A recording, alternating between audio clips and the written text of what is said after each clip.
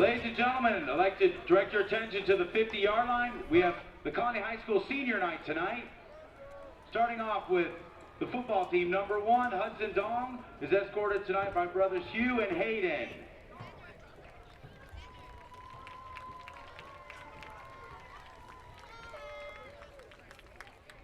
Number 3, Trevor Surgison. He's escorted tonight by his mother Jennifer and father David. Number 4, Josiah Cruz. Escorted tonight by his mother Karina, father Reynaldo, grandmother Ava, brothers Isaiah and Julian, and sister Kat. Number 7, Jalen Prince. Escorted tonight by his mother Laureen. Number 8, Dante Yancey. Escorted tonight by his father Dennis and mother Libin Eakin.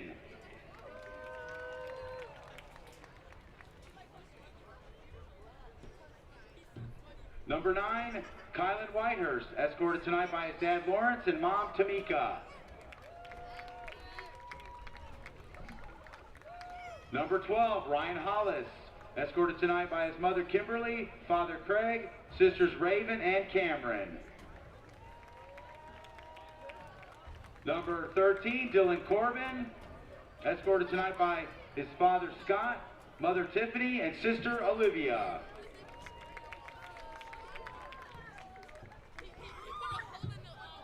Number 14, Caden Chalk, escorted tonight by his mother Jennifer Curtis and father Mike. Number 20, Jaden Williams, escorted tonight by mother Denisha and father Jerome.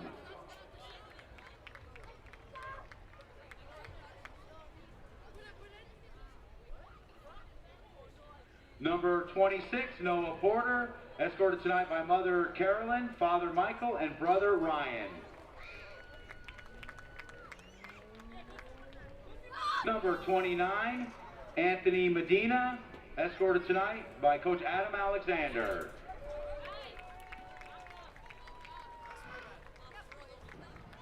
Number 30, Winston Allen, escorted tonight by his mother Susie.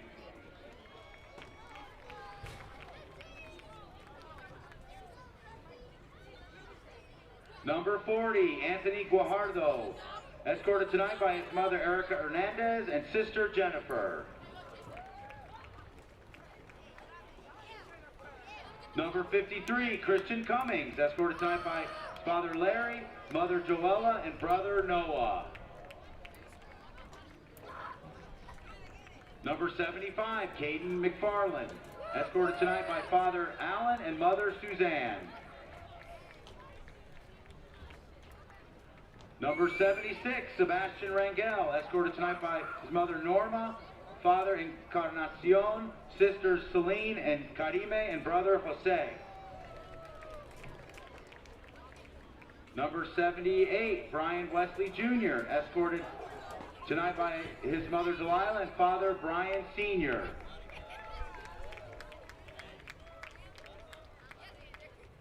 Number 80, Jalen Coates, escorted tonight by his mother Tony and brother Devon.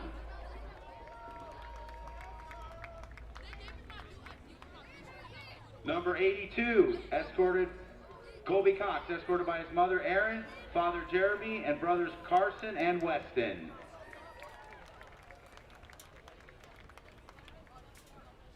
Number 83, escorted tonight by Trey Linthicum, is escorted tonight by his father Terry, mother Renee, and brother Ty.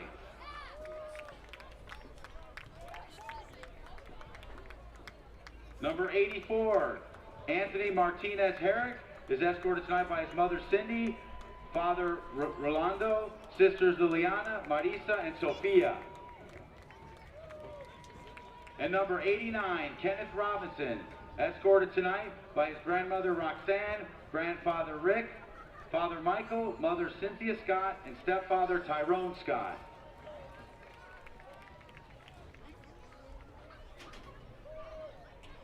And our filmer, we have Kirsten Soto, escorted tonight by father Aaron and mother Ashley.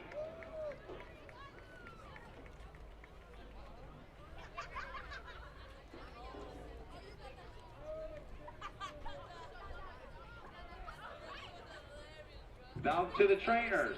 Our first trainer is Bianca Benno.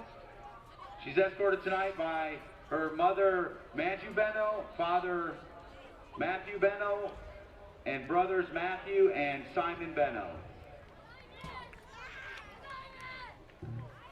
Trainer Alyssa Franco, escorted tonight by her mom, Paula Cruz, dad, Mark Franco, sisters Desiree, Mariah, and Lily Franco, and niece Coda.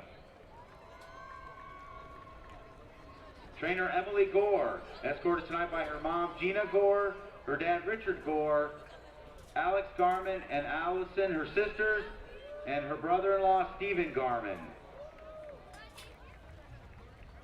Next trainer is Joanne Wynn, escorted tonight by her mom, Tina Wynn, her dad, Tony Wynn, sister Jennifer, and grandmother Mao Tu. Trainer Kylie Rezzi, escorted tonight by her mom, Kristen Rezzi. Trainer Erica Smith, escorted tonight by her mom, Raylene. Trainer Laura Sutton, escorted tonight by dad, Brian Sutton, and cousin No, look at the Abraham phone holder. Holguin.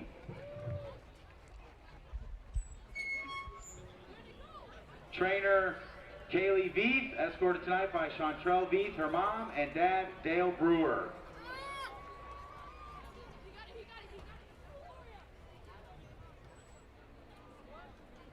Now back to the football team. Number 2, Shafiq Taylor, is escorted tonight by his mother, Leanne Alexander, and father, Shafiq Taylor.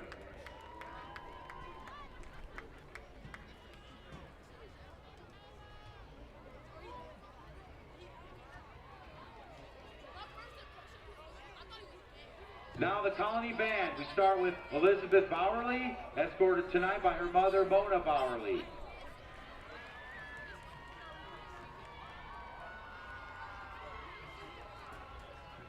We have Jocelyn Collado, escorted tonight by parents Jorge, Lucia Collado, and sister Ruby.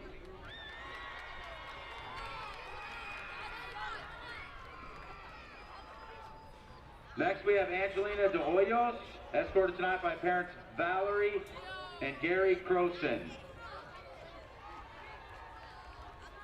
We have Hunter Denman, escorted tonight by parents Chris and Amy Denman. We have next is Joseph Nieberg, escorted tonight by parents Justin and Joanne Nieberg and brother Jonathan. Next up for the band, we have Robert Martinez, escorted tonight by parents Roberto and Noemi Martinez and sisters Noemi and Jessica.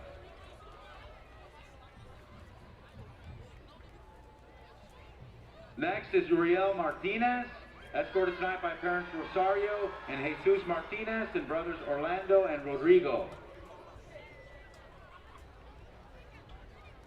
Next we have Jackson Merrill, escorted tonight by parents Candy and Alan Merrill and sister Carmen.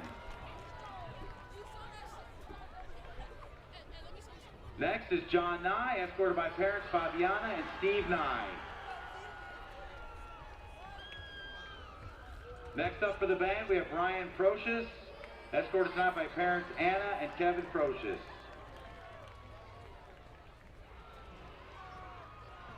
Next up is Trinity Robinette, escorted tonight by parents Perla Fuente, Randy and Francis Robinette, and siblings Jocelyn and Sophia. Next up for the band is Dylan White, escorted tonight by grandparents Tracy and Larry White, and sister McKenna.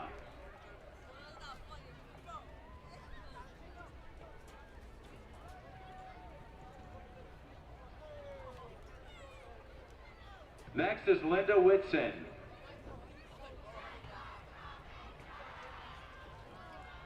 Next up is your Cougar cheerleaders. First off, we have Alejandra Aviles, escorted by her parents Evis and Orlia Aviles. Next up, we have Chloe Jones, escorted by mom Rachel Mitchell and dad Frankie Jones and sister Cola Jones. Next up for the cheerleaders is Sandra Logan, escorted by mom Annie Tiarina and Dad Guillermo Tiarina and sister Elisa Logan.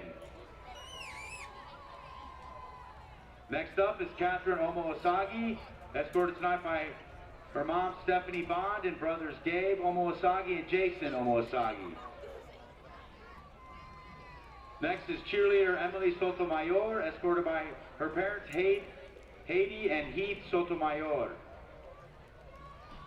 And last up for the cheerleaders, cheerleader captain Kennedy Youngblood, escorted by her mother Lisa Youngblood, brother Miles Youngblood, and sister Madison Youngblood.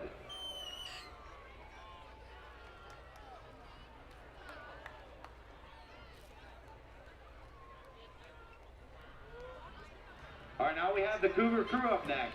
Start off with Carolina Banda. She's escorted tonight by her parents Juan and Rosie Banda. Next up is Alexa Garcia.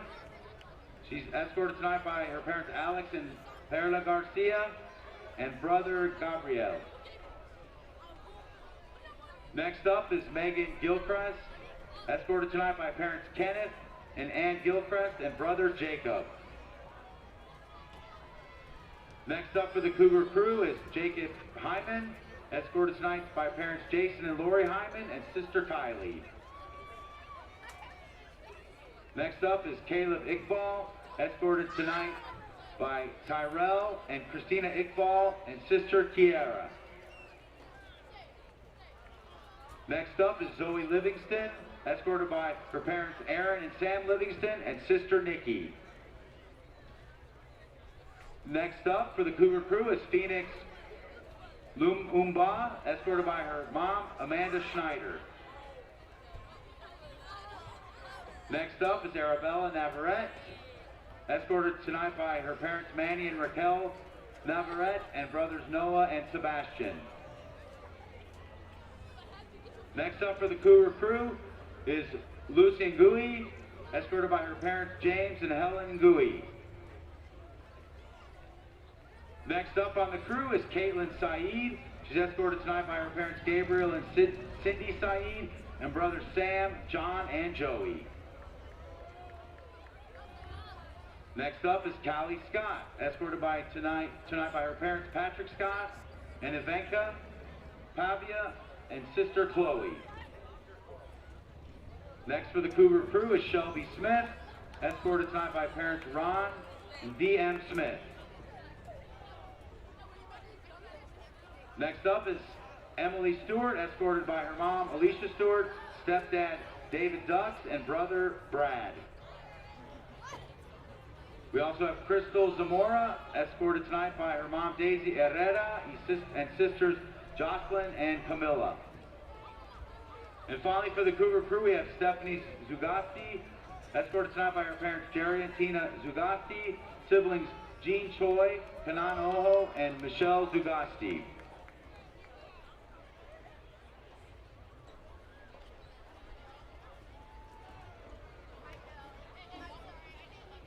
All right, now the Top Cats. We'll start off with Annabelle Garfield, escorted by her parents Shannon and Brian Garfield. She's our senior captain. We also have Top Cat First Lieutenant Alyssa Musquiz, escorted tonight by parents Kim and Mario Musquiz and sister Ava.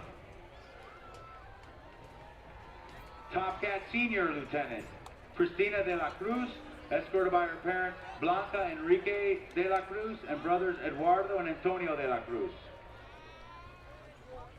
Top Cat Senior Lieutenant Holly Snellgrove is escorted tonight by her mom Lavelle Snellgrove, Nana Brenda Snellgrove, and Aunt Melissa Gardner, and great-grandma Linda Stewart. We have our Top Cat Senior Lieutenant Mia Wizenant, escorted by parents Tricia and Michael Wizenant, sister Julia, grandmother Janine Torambini. We have Top Cat Head Sergeant Ania Smith, escorted by parents Danielle and Matt Smith. We have Top Cat Sergeant Emily Stumball, escorted by Dad Rick Stumball, Mom Amy Stumball, and brother Chase Stumball. Now Top Cat Kaylee Cerda is next. She's escorted by her mom Estela Cerda, Dad Gerardo Cerda, and sisters Lisette Cerda, Maria Cerda, Adriana Barajas, and nephew Aiden Barajas.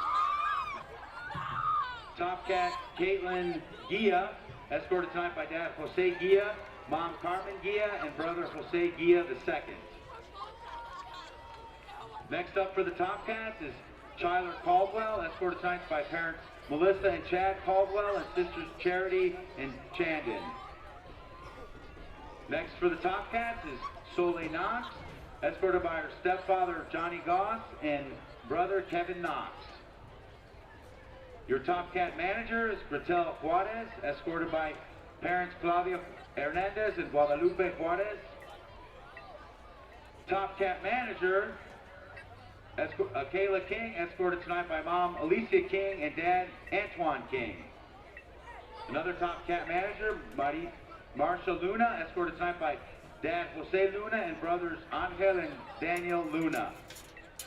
And finally, Top Cat manager Camelia Suri, escorted tonight by cousin Sarah Van Meter. Those are your seniors from the Colony High School. Let's give a nice round of applause, folks.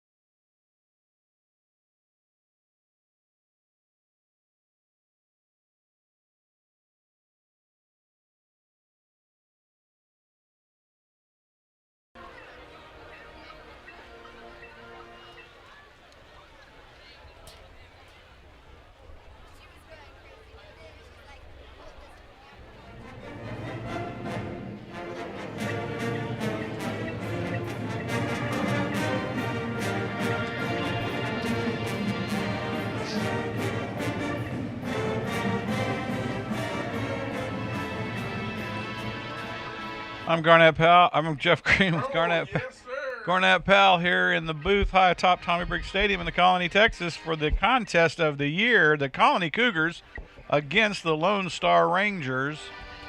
We're ready to get the teams out there for the coin toss, and we'll get ready for that event to take place. Yeah, looks like we're waiting for the Lone Star captains to come out. Well, we still got 2 minutes and 27 seconds too, so here they come, the Lone Star team. And we're going to get a fistful of Colony seniors for the coin toss. Well, we sure are, man. How many seniors they got down there?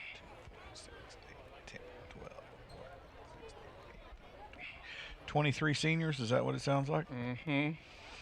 Nope. There's some in front of them. Is that 4 more That's in front 4. of them? So 27 seniors on the squad this year. Getting ready for the coin toss.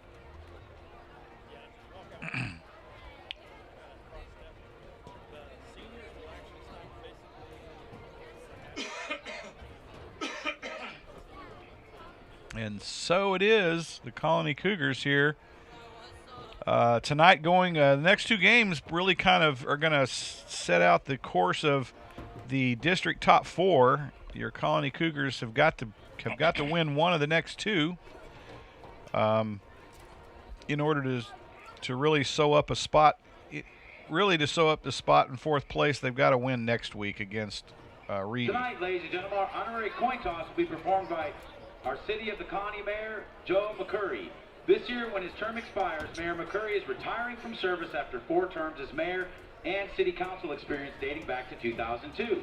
Tonight, the Colony High School honors him for his service, partnership with TCHS, record growth in the city during his tenure, and work on behalf of all citizens of our community.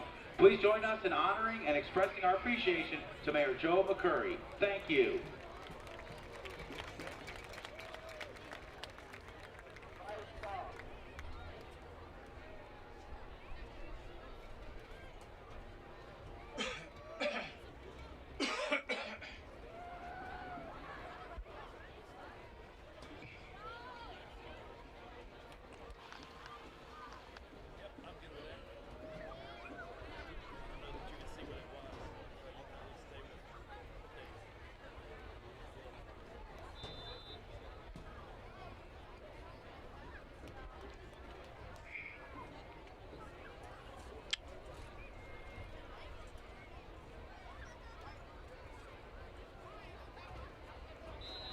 So the Colony Cougars will receive the kickoff from the south end of the field heading north. The opening kickoff. And we'll get this party started here with the national anthem after the teams come out of their tunnels and populate the sidelines. We'll get ready to go. We'll be set here. Clock has been reset to 12 minutes. And the Colony Cougar band now will get ready to give us the national anthem after the teams come out on the field.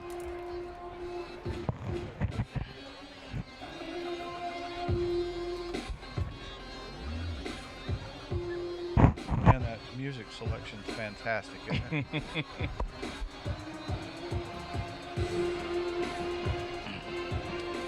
Well, now we're playing a team with some big flags, aren't we? Let's see, what do they have? 5? I think that's what we have, right? Let's welcome your 2021 Colony Cougars.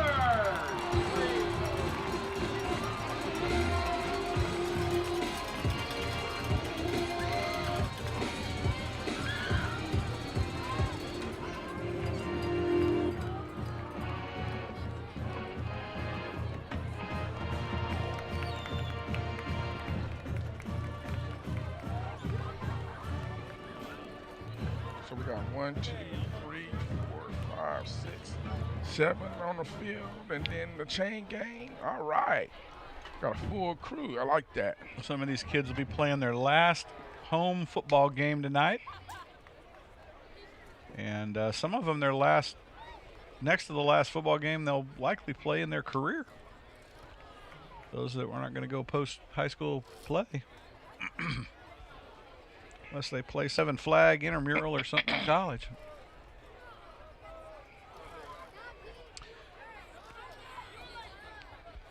Yeah, senior night always an emotional night. 4 years, making your way from freshman, JV to varsity. The Colony High School JROTC present the national colors, and the Colony High School marching band plays our national anthem. The colors are presented by the Colony's JROTC Color Guard under the direction of First Sergeant Henderson. On left guard is Cadet First Lieutenant Andrew Sharon. On right guard is First Lieutenant Cesar Alday. On American flag is Major Andres Park, and on Texas flag is First Lieutenant Aaron Allen.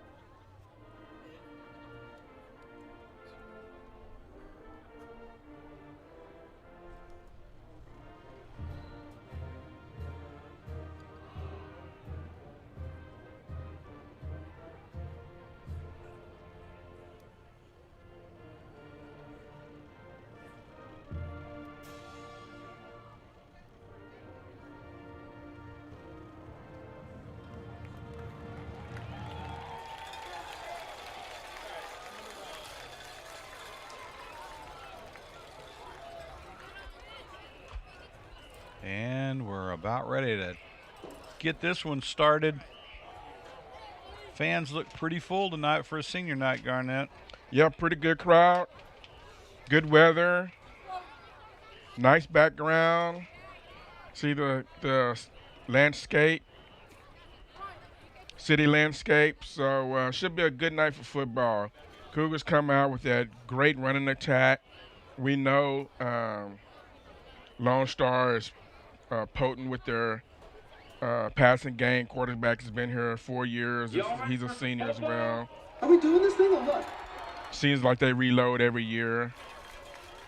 It's not very loud. There's some redistricting going on in Frisco this year. It'll be interesting to see how that plays out. Yeah, and it's also UIL year to redistrict as well. So, yeah, it'll be interesting to see where everything ends up.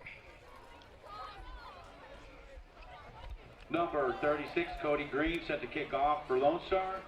So it looks like we're sending Number back 23, Alex Elam, Wesley, Number 2, Shafiq Taylor. and Shafiq Taylor. Captain Wesley set to receive for your Colony Cougars.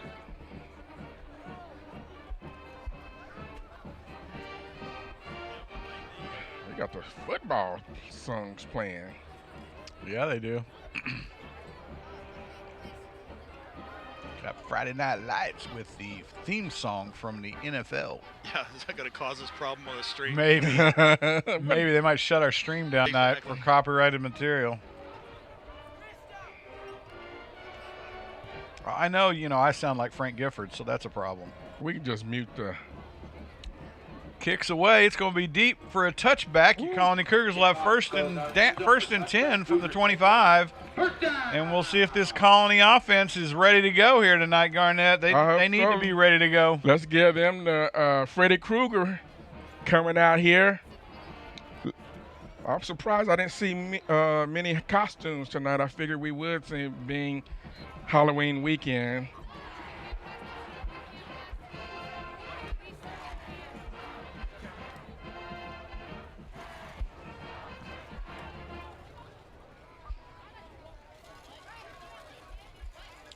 Cougars will come out Wildcat left.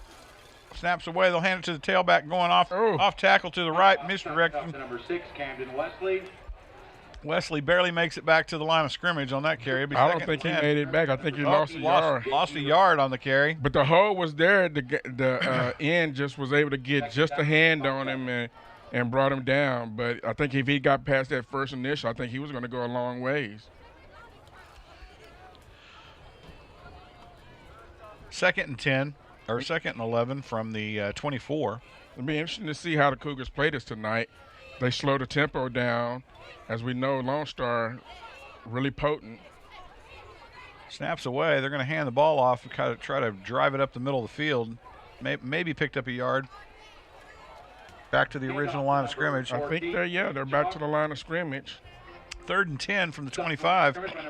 Cougars struggling just a little bit against this Lone Star defense. That Lone Star secondary is going to fall asleep if they don't get deep here. Cougars aren't threatening back there yet. Kind of need them to go to sleep, so if they break in there, they'll go right by them. Cougars will line up strong left, snaps away, pitch out to the tailback. He gets a lot of blocking on the edge, gets around the corner, and enough to pick up a first down to what looks like the 40. First down, Cougars. And the Colony offense springs one off the left edge and gets around it.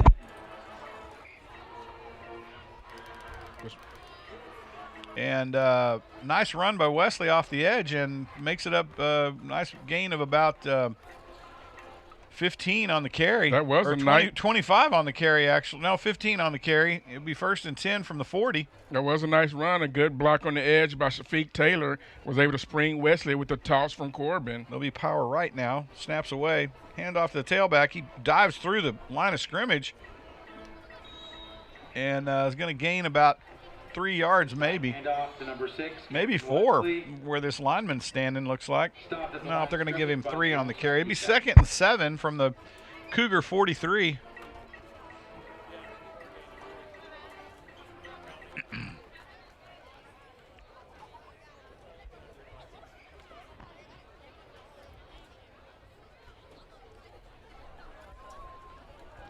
It's hard to believe after last week's game we've already burned 3 minutes off the clock in this first quarter. I know, right? On 3 plays.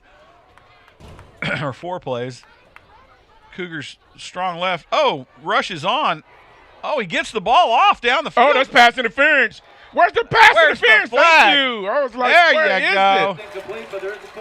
it? I mean, he straight ran the man over. That wasn't pass interference. That was pass mugging. That was horrible.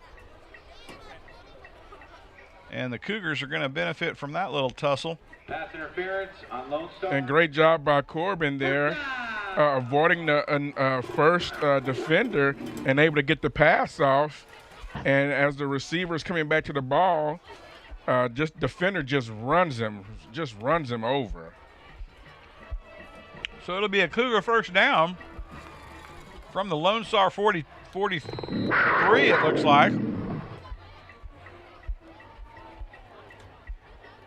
Cougars will go power left. Hand to the tailback off the left tackle. He'll take it down to about the 37, I think. They've got to blow the whistle. Come on, fellas. Number 6, Camden West. That's going to get him hurt. It may have already hurt him. He was slow getting up off the carpet. I mean, he was 5 yards to the play. 7 yards ahead, and then they drug him back because the ref didn't blow the whistle. No, he shook up. Now he's got to come out of the game because the ref didn't blow the whistle.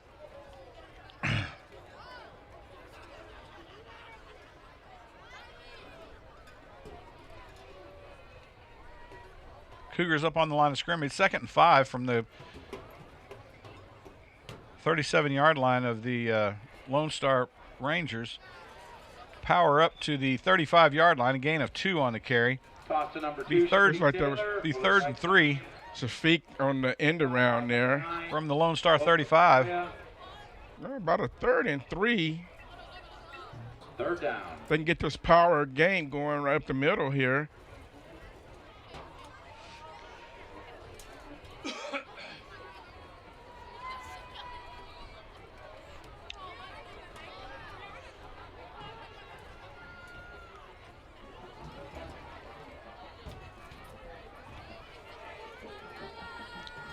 Snaps away, hand of the tailback, out around the right edge. He's got lots of room to run, out to the 30, 25, brought down at the 20-yard line of the Lone Star Rangers.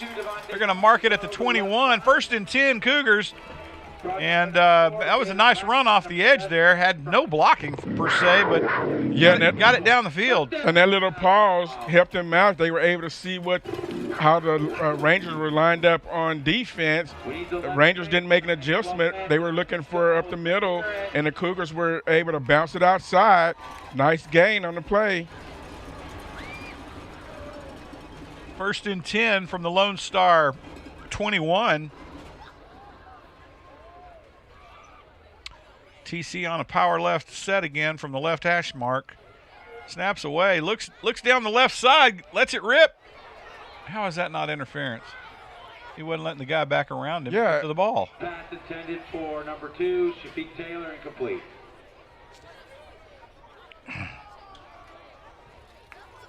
I mean, he was holding him up. I don't understand how he doesn't call that. I don't either. That was another interference call that we missed there, Bob. It looked like he reached for his flag and then decided not to.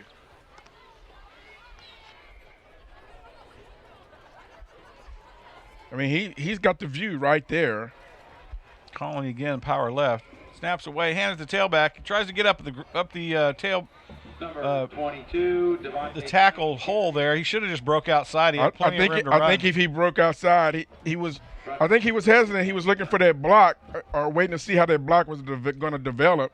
But like you, Jeff, I think his first instinct, if he hits it outside, I think he goes a long way. Yeah, he bounces first on that first initial when he hesitated to go in the hole. If he'd have just bounced out, he would have been gone.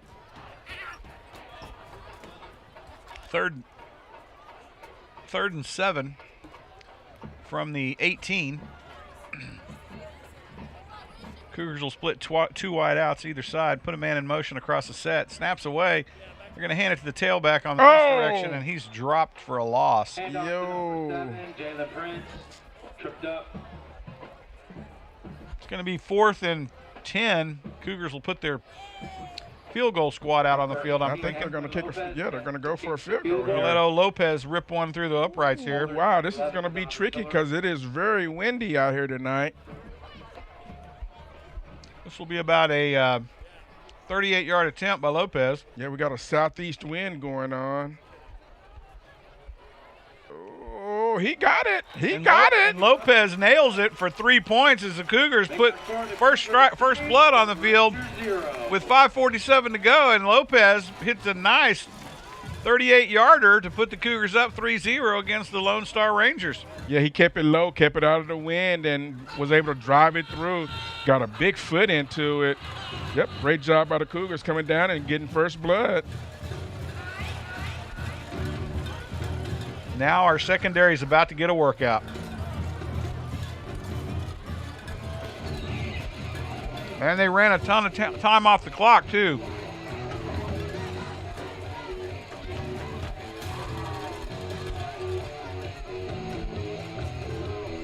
What do they feed those boys over in Frisco? Look how tall all of them are.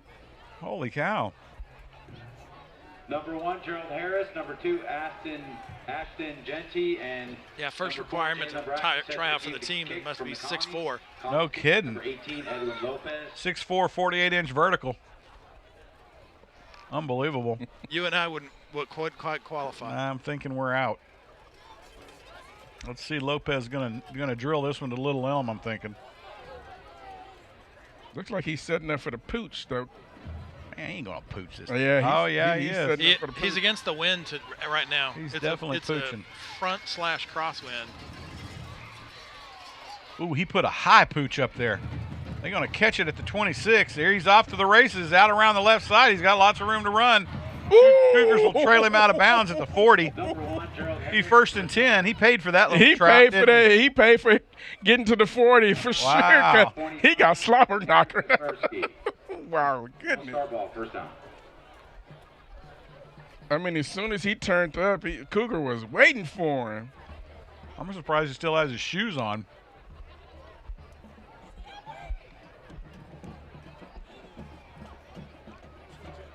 Cougar defense on the field now.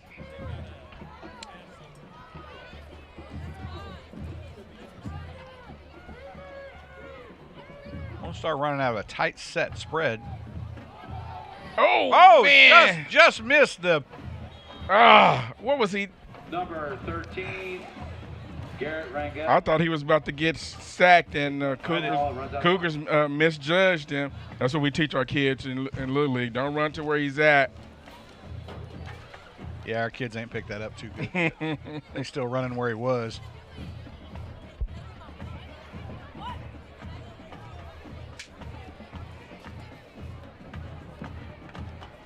Snaps away. They're going to pitch it to the tailback or the receiver in motion. He's out around the right side, past midfield to the 40, 35. Oh, got stood up at the 35 somehow. Jalen Braxton with the carry.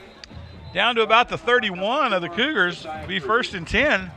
That was a nice scamper by the Lone Star Ranger. Yeah, a Cougar defender took himself out of the play. He had good position, took himself out of the play and didn't make the tackle. Snaps away. They're going to hand it to that tailback again. Here he comes up the right side. Hand off to number 2. He'll be dropped at the 25. DT. Gain of about 6. Stop by number 5, Brian Nichols. Now they'll give him a gain of 5. 2nd and 5 from the 26-yard line. 5. Lone Star on the move, man. They are not wasting any time here, Garnett, getting this thing down the field. Well, that's what we were talking about earlier, the pace of the game. Lone Star with the slot back left. You're going to hand it to the tailback again. He's going to power this down to what looks like almost the Cougar 22. I think he made the line to gain. He's going to be 3rd, and he's going to be a yard short. Wow, it looked like he made it. Yard short, 3rd and 1.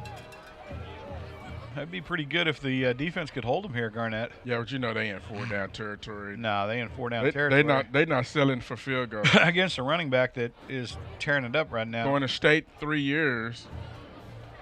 He'll put a man on the slot left side, hand it to the tailback again. He'll power it right up the middle of the field for a gain of about 5. Hand off to number 2, Ashton GT. First down by the Rangers. Take it down to the Cougar, 17-yard line, 18-yard line? Where are they spotting it? 18-yard line. 1st and 10. Rangers on the move now. 3:56 to go in the quarter. And Lone Star will come up to the ball.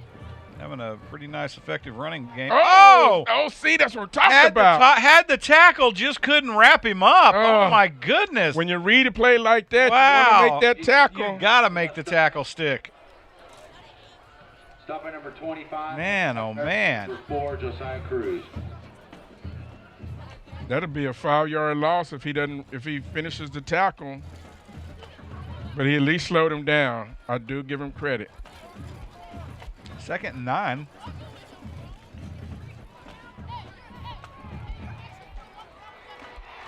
Fires one across the middle, and it's a 6-pointer for the Rangers as he catches it at the 1 and dives in for 6.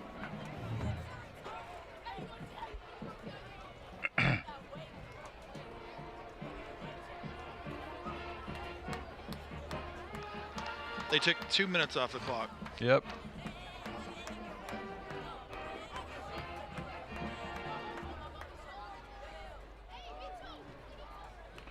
They'll set up for the PAT here. Snaps away. Kick is up, and it looks good. And the Lone Star Rangers lead the Colony Cougars 7-3 with 3:14 to go in the first quarter. That drive consuming 2 minutes and 26 seconds to be exact. Well, Cougars played pretty well on defense. The chances they had to get the ball, they had the fumble snap. The guy runs right by him.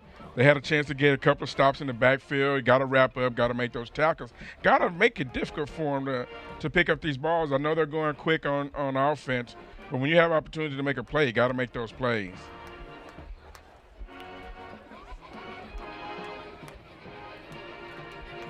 Because you got to think, this quarterback, he's been in this offense for 4 years. He's going through his progressions. He understands that. You know, you don't get a lot of quarterbacks that's been on varsity for 4 years. That's true. Number 23, Alex Elam. Number 2, Shafiq Taylor. Number 6, Camden Westy has received the kickoff from number 36, Cody Green.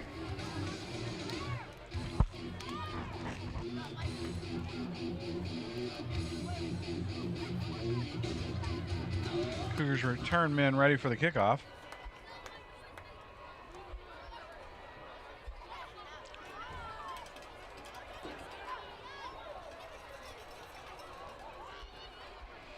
Kick is up and away, and it's going to be a touchback. Cougars take over first and 10 from their own 25 with 3:14 to go in the first quarter, trailing 7-3 behind the Lone Star Rangers as the Rangers really in pretty quick fashion moved that ball down the field and put 6 in up on the board.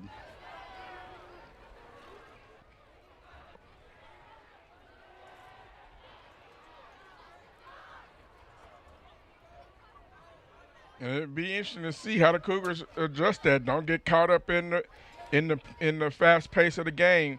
Continue to play your game. You're only down by 4. Field goals are just fine. On the misdirection, oh, we got a penalty. Looked like a face mask or something, you think? I'm thinking so because he was well past the line of scrimmage. Well, and another late whistle. I mean, he's literally getting pushed back 2 or 3 yards before the whistle happens. Like we've talked about it all season. That's how you get kids hurt. Flag on the play. Oh, Holding on the Cougars. wow.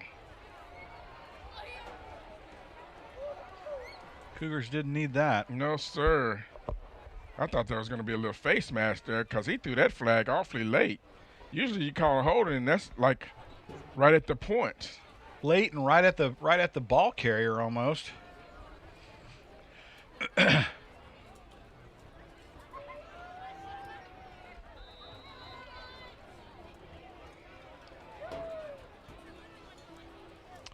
Snaps away. They'll hand it to the tailback, trying to get around the left side edge. Did he fumble that football? He did, but I think he got back on it.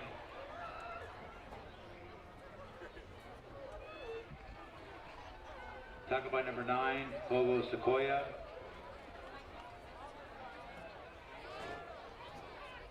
We got a 7-man crew out here tonight too.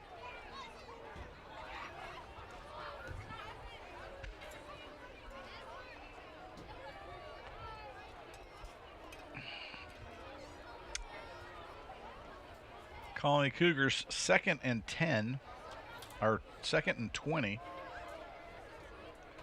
Kind of digging a hole for themselves here from their own 15.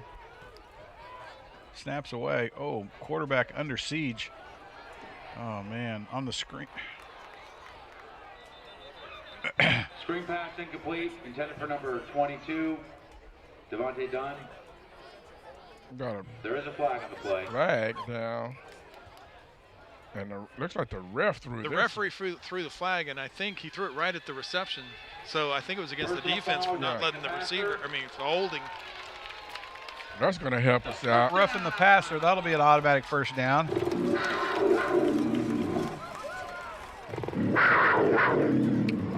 And the Cougars catch a break there. Yes, sir. We sure needed that one. Man, oh man. 1st and 10 from their own 30 now.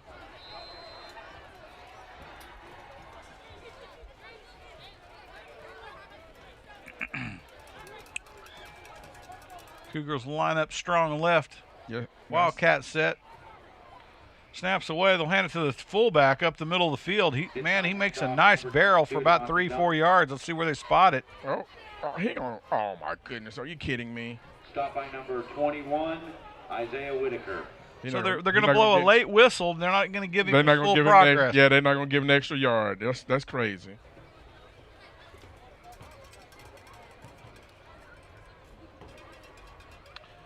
Gain of 4 on the carry. 2nd and 6 from the Cougar 34-yard line. Cougar offense slugging it out with this Ranger defense here. 1:36 to go, clock running here in the first quarter. Your Cougars trail 7-3. Well, and that's what the Cougars got to do. Stay patient, play your game.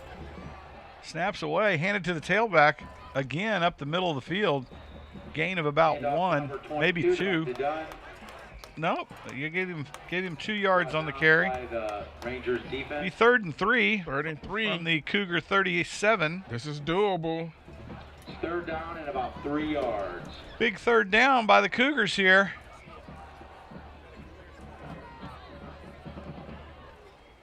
They're going to go misdirection here, Garnett. I'll run that power with Wesley. Oh, no, he's not in it. What you got back there, Don? This could be the last play of the first quarter. Oh, man, he only got a yard. Inside handoff to 22. Devontae Dunn stopped. 4th and 2 from the Cougar 38. Corey Hargon. And what we going to do? We in 4-down territory? Man, this is a point where I would let the clock Is the clock running? I can't first see. Quarter, yeah. Well, you've got it in front of you. Oh. You should have it in front of you. Yeah, the anyway, play clock. Right, but it was 2 seconds difference. Is it a 2-second difference? Yeah, and so we had a chance. Lone Star's forcing a timeout, which makes us now have to kick into the wind. If we would have swapped ends, we could have quick kicked. There, yeah. I mean, if looking at the flags, actually. Yeah, we're going south. Kind of died down. But let me flip around and show you the flags. Of course, you guys aren't going to see it.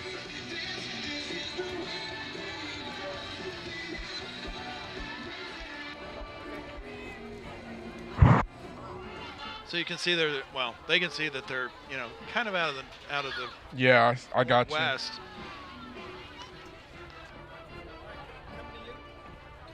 Yeah, that back was a little late getting into the hole because the hole was there. I think if he gets there a little quicker, he picks up that first down.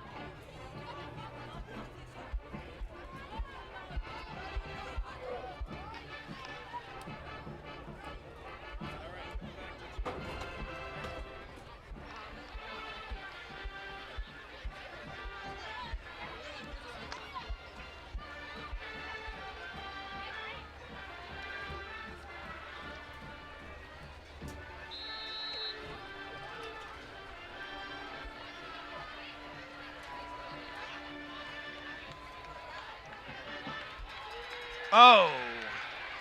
Held up on the corner and short of the first down. Lone Star will take over with excellent field position to start the second quarter. I want to say he didn't read it right. I think he was trying to wait for his blocker, but I think if he runs hard and gets to the outside, he makes that easily. I know we teach the kids to wait for your blocking, but I think on that one he has to use his judgment and know that he has to get to the first down. Well, it looked almost like he almost bumped into the back of the blocker. Yeah, that's what. I know.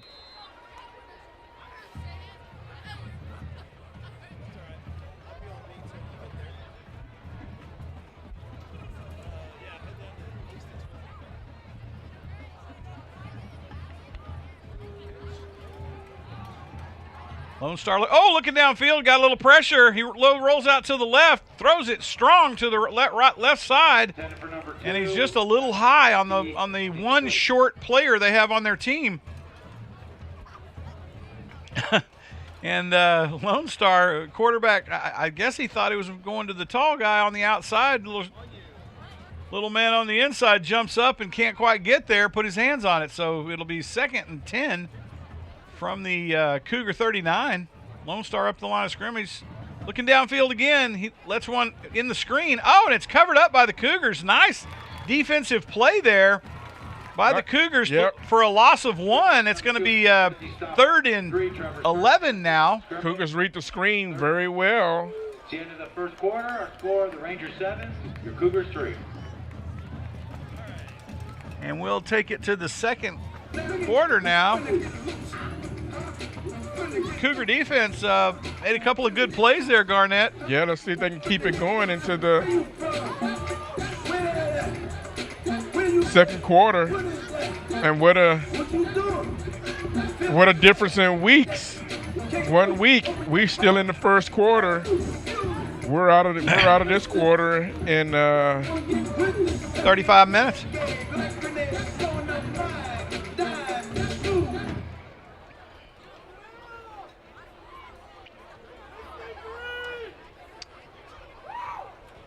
And the Cougars defense not doing too bad against this Lone Star offense. Yep, let's see if who in the air is a huge threat. Yeah, we got to let's see if we can get a good stop right here. Looks like it's about 3rd and 12. Now Lone Star going into the wind.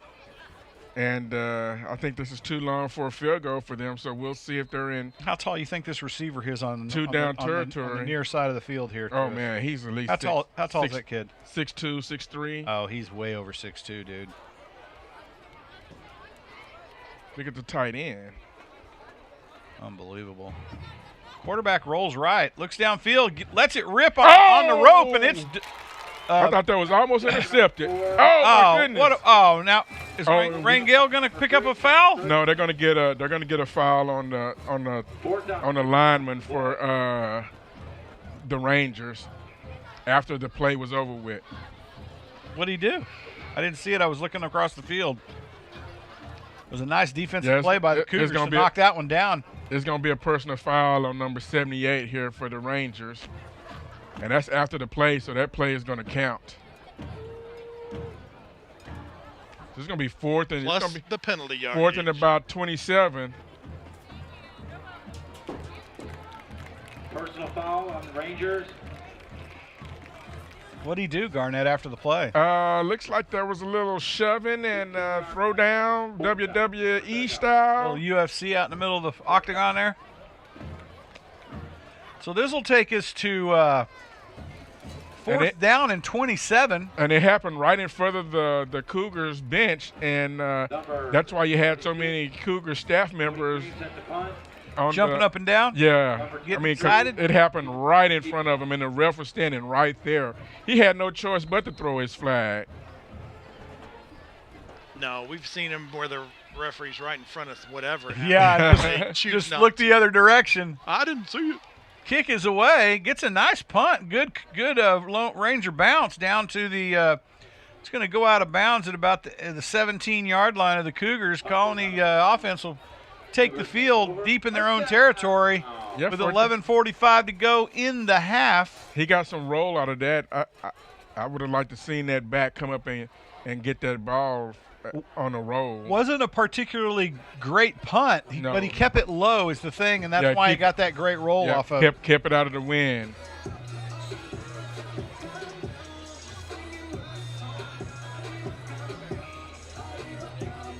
And the Cougars now will try to mount an attack here, stopping the Ranger offense quite handily, actually. Certainly helped out by the foul. Cougars up to the line of scrimmage. They're going to pitch it out to the tailback. He gets it around the right side out to about the 20-yard line. 23. Gain of about 4 on the carry. Be 2nd and 6 from the 20. Bruce Mitchell. And the Cougars now moving the football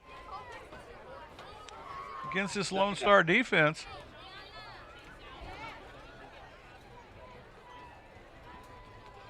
I think the game plan here, Garnett, keep the ball out of the Rangers' hands by keeping the ball in your possession as long as you can. Exactly. That's what you got to do. And make them, because then they'll be in a hurry, so you make them make a mistake. They were able to monopolize that first quarter and doing a fairly decent job here in the second quarter. Right. Harold Gibson. At the end of the day, you move the chains because you control the football, right? Yeah, because what happened is that other team gets antsy because they don't get the ball. So, just like that first down possession, the previous possession for the Rangers, the quarterback overthrew. Why? Because he hadn't had the ball. 3rd and a yard from the 19, it looks like. Cougars short yardage here, big 3rd down to move the chains. Well, he also threw it at the 5-foot or the 6-foot receiver instead of the 7-foot receiver. Yeah, he did. Snaps away, handed to the tailback up the middle of the field, and they're going to get that one past the line to gain, and the Cougars will pull up another 1st down. And that's what the Cougars got to do. Is they got to keep maintaining the possession of this ball. And first down. And your Cougars will move the chains again tonight. 1st and 10 from the 28. I feel so alone. And the Cougar offense on the ground able to move the football fairly well against this Ranger defense. Up to the line of scrimmage, power left. And they'll get stood up at the line of scrimmage if they didn't lose a few yards on that play. Hand off to number 24, Harold Gibson. I think he's going to be right at the line of scrimmage. I don't think we fooled anybody on that one. It'll be 2nd down and 10 from the same spot. 2nd down and 10.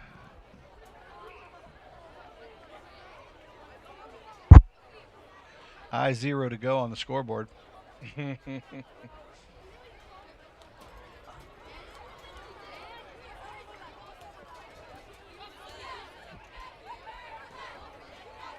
Oh, Snaps away, stood up again at the line of scrimmage. I think we had a fumble on that one. Snap exchange. Yeah, the snap went high, and instead of being able to catch it, he batted it to the ground and then dove on it. Loss of a yard on the play. 3rd and 11 from the Cougar 28. 8:43 clock running.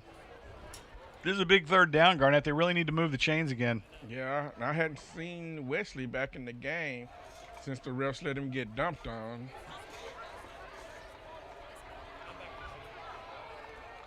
Oh, they're going to air this one out. Pass incomplete. 4th down. Looks like the receiver and the quarterback went on the same page. The receiver checked up for curl, and the QB threw it deep. No one there.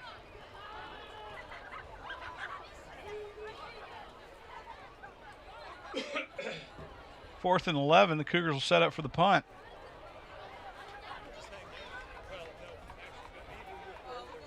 Snaps away. It's clean, and the punt is away. Gets a nice punt. It's going to be caught at the 30. And he's dragged out of bounds by his jersey at the 31. Nice defensive play, but you know what, Garnett? He came so close to letting go of that jersey because he got slung around. Yep. But wow. He was close enough to the sideline, able to get him out.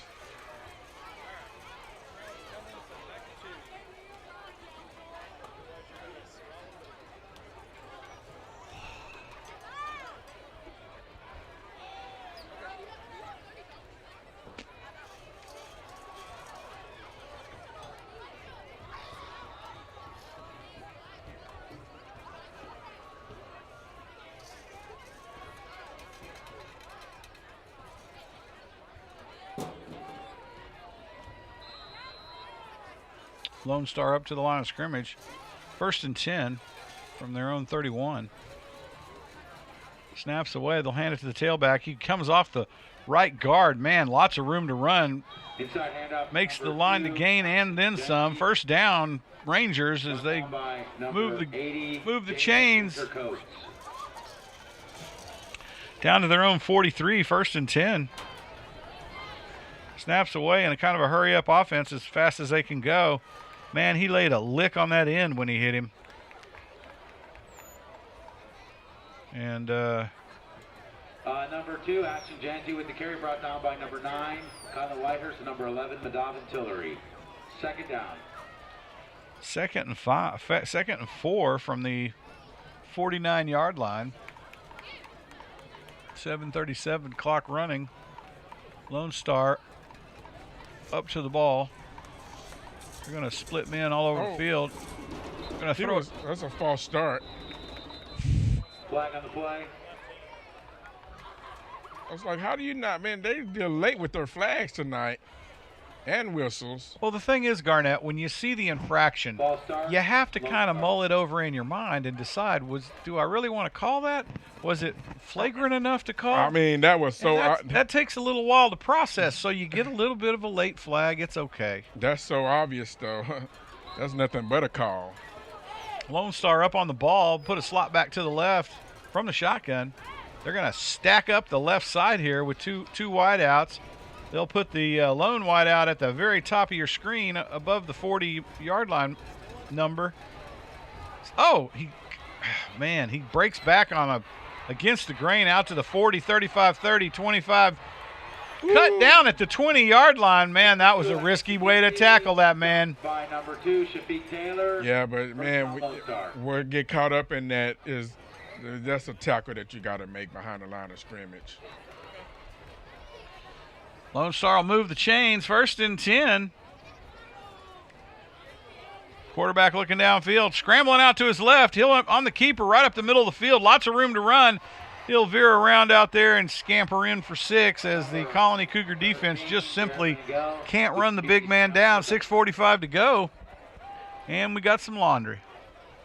Well, and they had the receiver sealed up, but on the backside of the play there was no Colony defenders.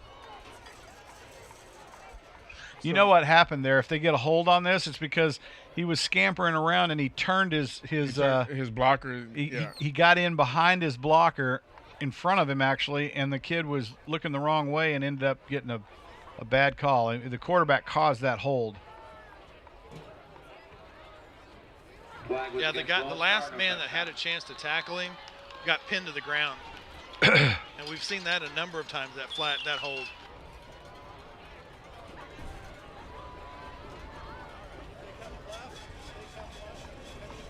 From the shotgun. Snaps away, hands to the tailback as he powers it up the middle of the field past the 10. I think they're down to about the 8-yard line. I think we're going to get an illegal formation. Wrapped up by No? 9, Colin Whitehurst. They're going to say offsides on the Cougars. This crew is ridiculous. They got 7 men out there and they still can't watch the ball game. So that'll be half the distance to the goal. The Cougars digging the hole now. And that was interesting. It was on us, and yet they still blew the whistle kind of before the play ended for the fraction. They'll hand it to the tail. Oh, he's caught at the line of scrimmage. Maybe lost a yard. Nice play by the Cougar offensive line. Josiah Cruz. And number 5, Brian Nicholson. Nothing doing.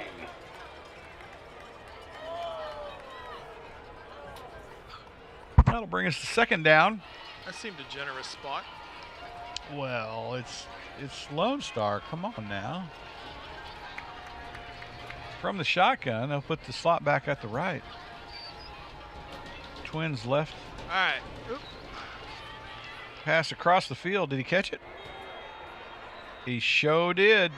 Caught that ball right at the goal line and fell in for 6. And the Rangers will go up 13-3 over your Colony Cougars with 5:52 to go in the half. It was a nice pass by the Ranger quarterback to thread that one in there, Garnett. Number 36. Yeah, I think the defender trying to break on the ball slipped and failed and gave the receiver an easy grab there at the goal line.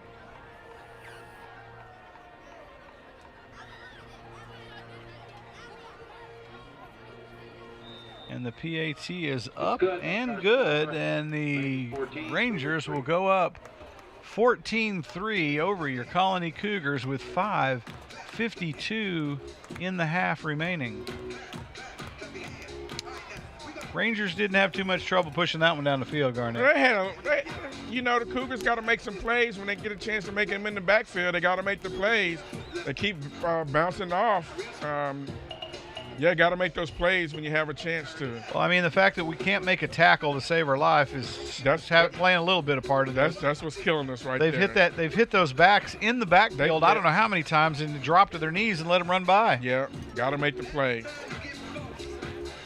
So the Cougars just need to cinch up their belt when they're hitting those boys, wrap them up, and make the stop.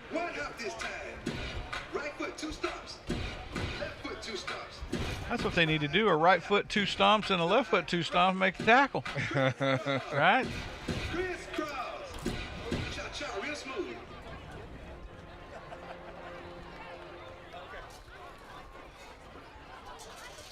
So the Rangers will come out for the kickoff. Yeah, we'll see what happens on the kickoff. Look out here. Cougars may have some up their sleeves as they prepare for the kick.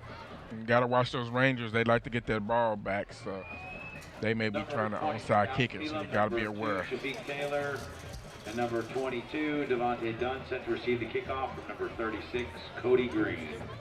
Look how he's setting the ball up, so you guys got to be ready. Well, they're even Steven across the field, so.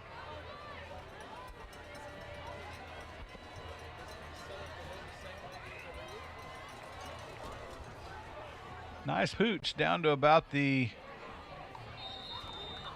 21-yard line. It's jumped on by the up back. First down. It'll be first down, 1st and 10. Colony Cougars from their own 22-yard line. And the thing about that, that's why you got to come up. Because that ball, he kicks it there, there's nobody there to catch the pooch. And it takes a bad bounce. They could bounce back to them, and then it's their ball. Yep. That's what I said. You got to always be ready. Ready for Eddie.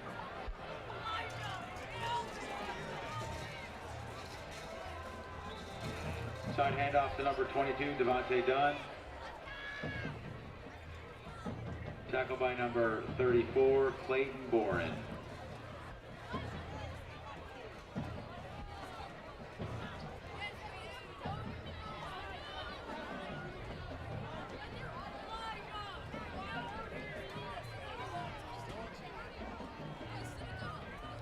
Cougars will power that one up the field with the tackle.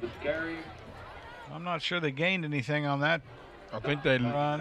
Had the yard lost, and then they got the yard back, so they're still 3rd and 10. 3rd and 10. From their own 27. Cougars need to get some blocking up front, start controlling the trench, right?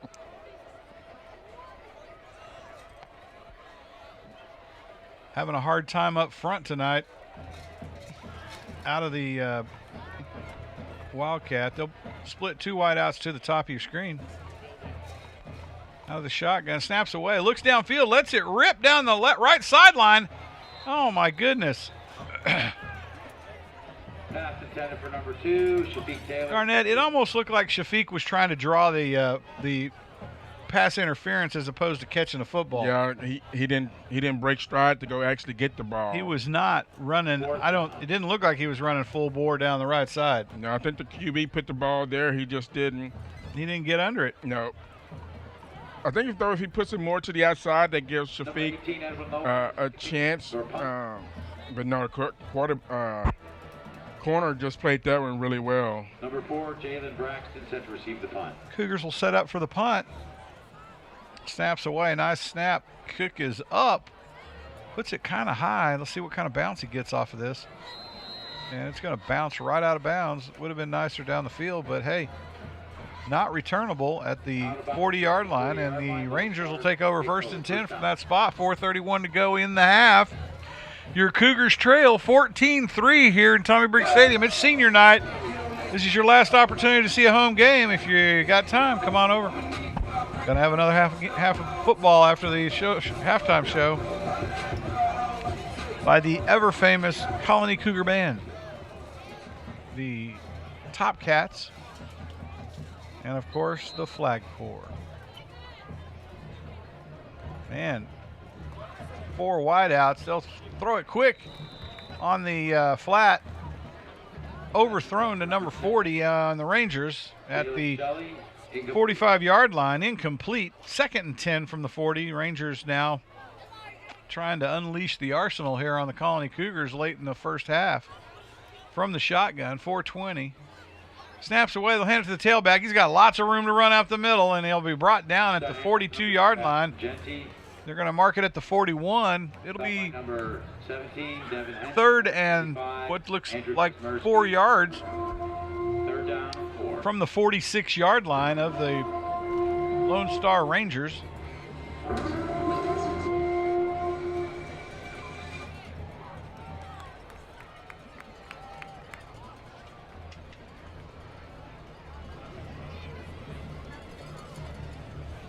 Snaps away. Quarterback will roll to his right, throws to the up receiver, catches it. Nice catch at about the Cougar 45. We've got a flag on the play. There is a flag on the play. What's he signaling? Ineligible receiver. Ineligible receiver downfield? Or his hat's too big, one of the two. One of the two. Maybe the wind's blowing too hard. He's just holding his hat on. Legal man downfield.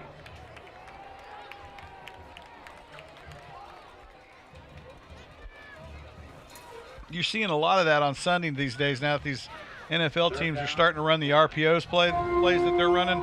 Those linemen are breaking when they don't quite know they're going to throw the football. Yeah, and they're down the field. And they're downfield when the you got to be launches. within 2-3 yards of the line. Yeah, 2 yards of the line of scrimmage. Nobody's covering that man at the very top of the field. 3rd and 9. I don't think they see him up there. He's blending in with the coaching staff. 2 wideouts either side. Snaps away. Cougars, a lot of pressure up the middle of the field. Caught at the 41, at the 49. Play to number 2, Ashton GT. Picks up about 9 yards after the reception. That'll move the chains for the Rangers. 1st and 10 from the Cougar 43? Yeah, and that's another one. When you got a chance to get him in the backfield, you got to make that play. Cougars are getting in the backfield. They're just not making. The tailback that time ran by 2 of the linemen that penetrated. 3:30 clock running. Rangers controlling the football at this point. Uh-oh. What do we got? Somebody called timeout? Yeah, Cougars called timeout. Cougar timeout. Rangers doing an excellent job of controlling the football here in this quarter. Colony Cougars having a difficult time.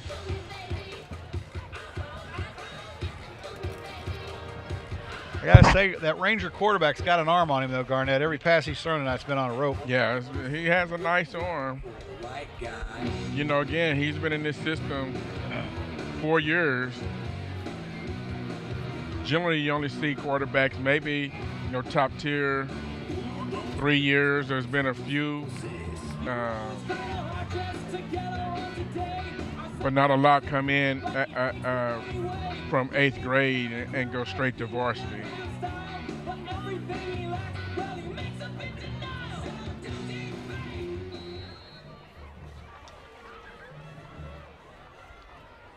Rangers up on the line of scrimmage now. Colony stacking the box. Snaps away. Lots of pressure on the quarterback. Rolls out right.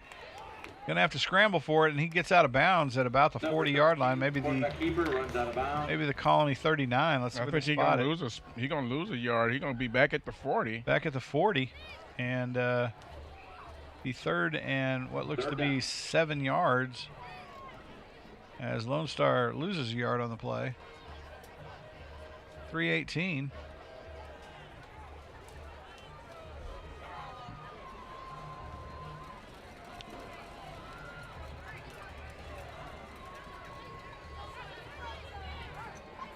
Ranger quarterback rolls left, gets the pass off to the flat man at the 35. He's going to be brought down at the 36 where they'll spot the football. 4th and 3. They're going to go 4 downs here, Garnett. Up on the ball. Tailback to the right. Snaps away. He's going to pitch it to the tailback. Oh, makes a nice juking move on the end, darting in for the tackle, and just flat overcommits.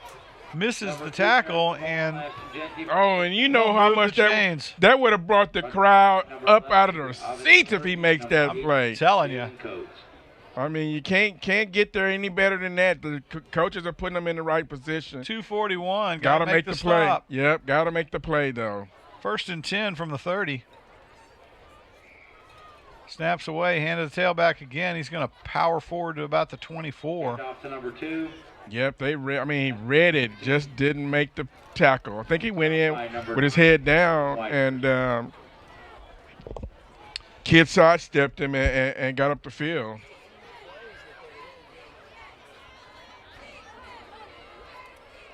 Because I'm like you, Jeff. I thought he was going to blow him up. Boy, I thought he was going to blow him up too. Oh, man. Oh, I thought we were going to blow him up, and he picked up another 8 yards after he got initial contact. Move the chains. Lone Star on the move now with 2 minutes to go in the half. And Lone Star up on the ball. Snaps away, and the tailback takes it right up the gut. Is he short? Short 2 yards, it looks like. They're going to mark it at the 2. The 1st and goal from the 2 with 1:47 clock running. Lone Star knocking at the door again. They'll hand it to the tailback. He gets stood up short again. That time he made the tackle. Second and goal from the 2, right at the line of scrimmage, pounded him. Minute 30 clock running. Lone Star now having to hurry up here to get this one in.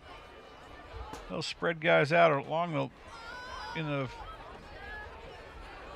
normal spread offense. They'll stack up the right side of the set in the backfield, put a slot back and tailback to the right of the quarterback.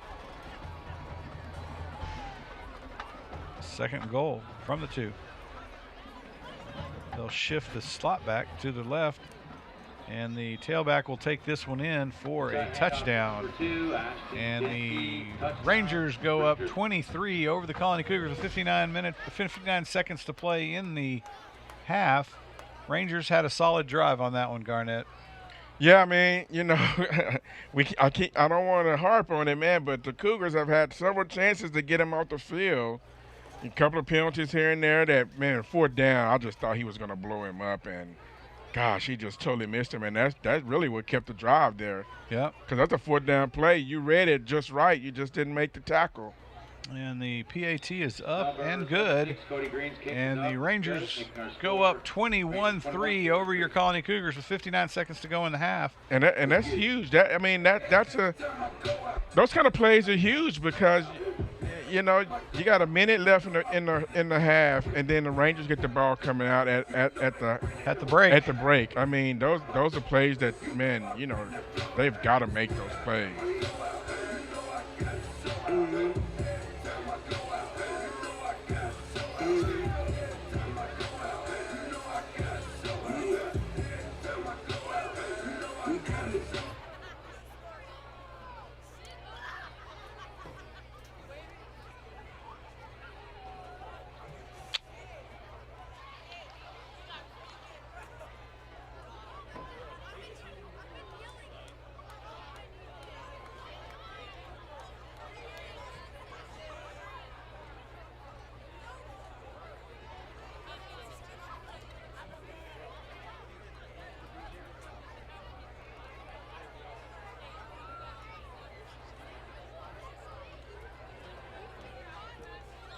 Number 36, Cody Green, set to kick off.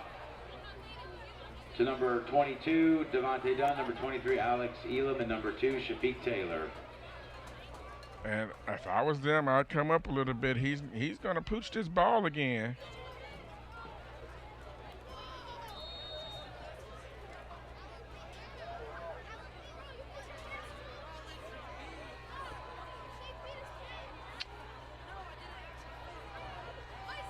Kick is up. Oh, nice high pooch down to the caught clean, fair caught at the 29. Cougars will take over 1st and 10 from the 29 with 59 seconds to go in the half. 59 seconds, not a lot of time to move the ball down the field against this Lone Star Ranger team. Well, if you can get you some nice runs on the outside, you got 2 timeouts left.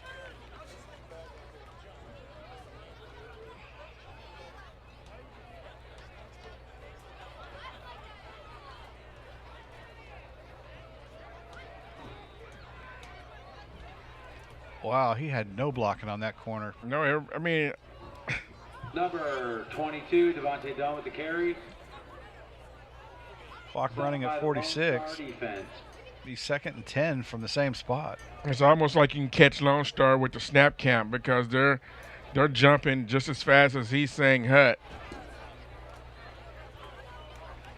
Need to stutter up on the count or something and see if you can draw him off sides.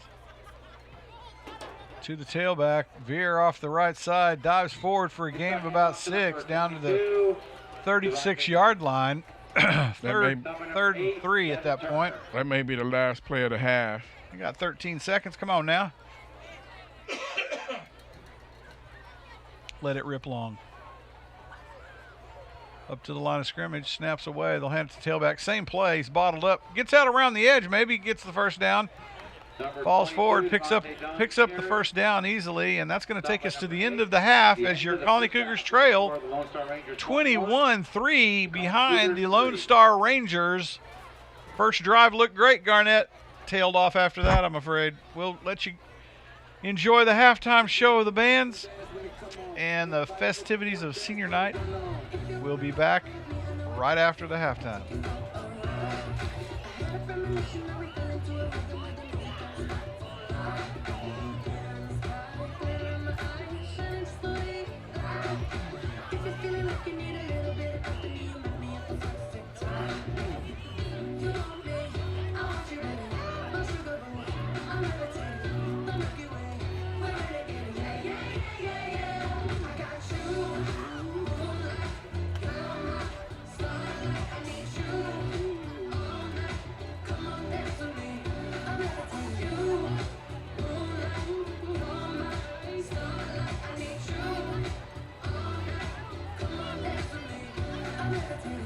I'm one of the greatest, ain't no debating on me. I'm still levitated, I'm heavily medicated. Ironic, I gave him love and they end up hating on me. She told me she loved me and she been waiting. Fighting hard for your love and I'm running.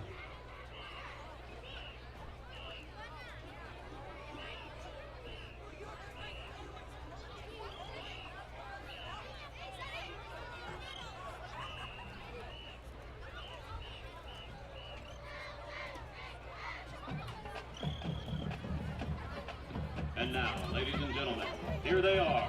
Please welcome the Heart of Lone Star, your Lone Star High School Rangerettes.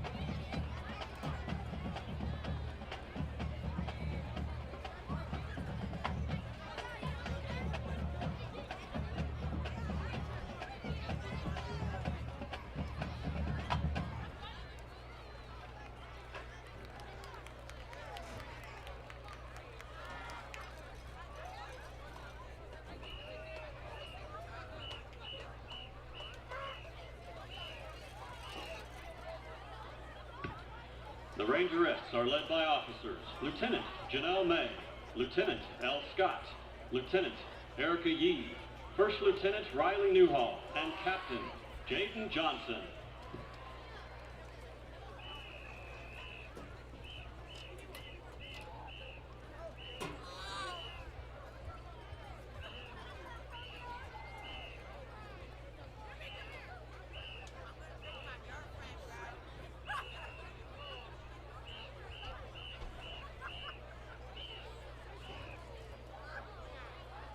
The Rangerette of the game is Hannah Steele.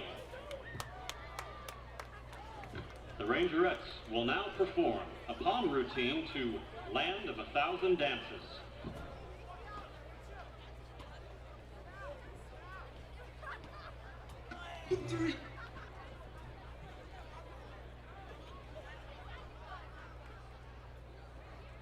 One, two, three. 1, 2, 3.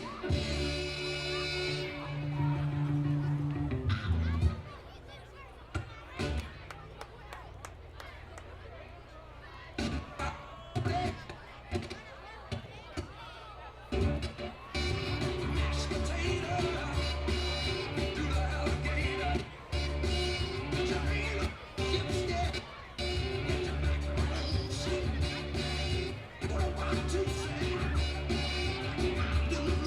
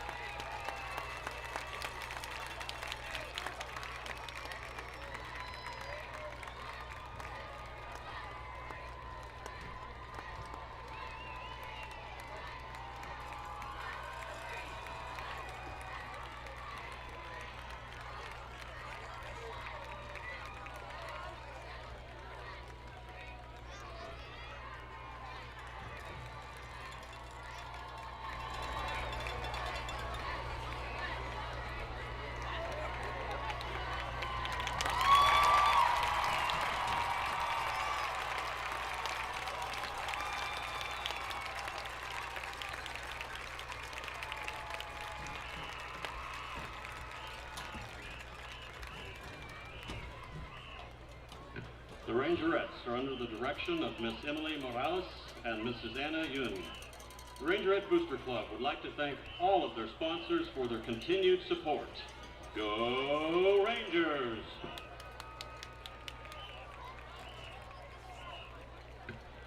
Ladies and gentlemen, entering the field for your halftime enjoyment is the award-winning and state-bound Lone Star High School Marching Band. Directors for the band are Mark Poole, Tim Hickman, Colin McElroy, Emilio Monreal, Wade Quinn, Justin Madrid, and Jacob McGee. Drum majors for the band are Emma Rugg and Ritika Devasagamani, Laura Fullerton, and Daniel Schoenfeld. Color guard officers are Olivia Musselwhite and Taylor Griffith. The band show is entitled Hide and Seek. They will be performing Hide and Seek by Imogen Heap, American Gothic by Michael Daughtry, Creep by Radiohead, and Wild Nights by John Adams.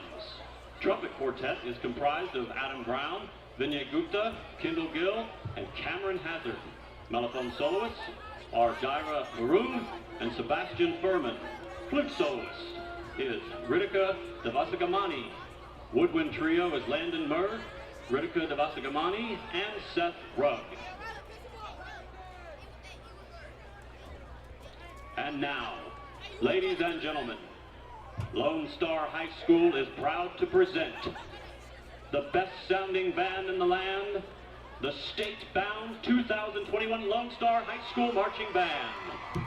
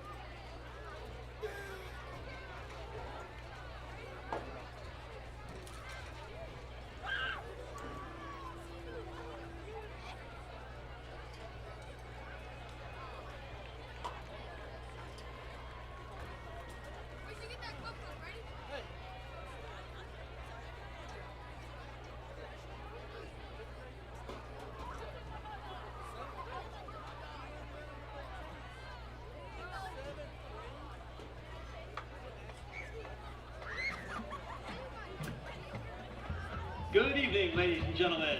Please welcome to the field, a tradition since 1986, the 2021-22 Colony High School Top Cats drill team. The Top Cats are under the direction of Alex Rogers.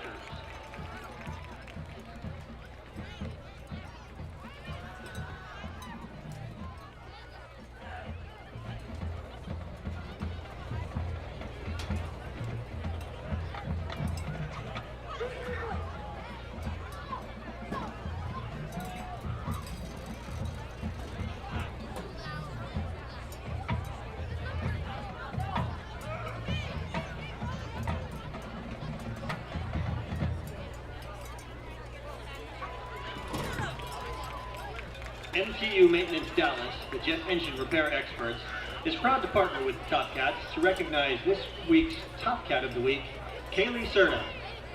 This week's Squad of the Week is Alyssa's Aphrodites. Top Cat Sergeants are Junior Sergeant Brianna Free, Junior Sergeant Valerie Fasonic, Senior Sergeant Emily Stumble, Junior Lieutenant Sergeant Grace Talley, and Senior Head Sergeant Ania Smith. Top Cat officers are Senior Lieutenant Mia Wissenit, Senior Lieutenant Holly Snowbro, Senior Lieutenant Christina De La Cruz, Senior First Lieutenant Alyssa Muskies, and Senior Head Captain Annabelle Garfield.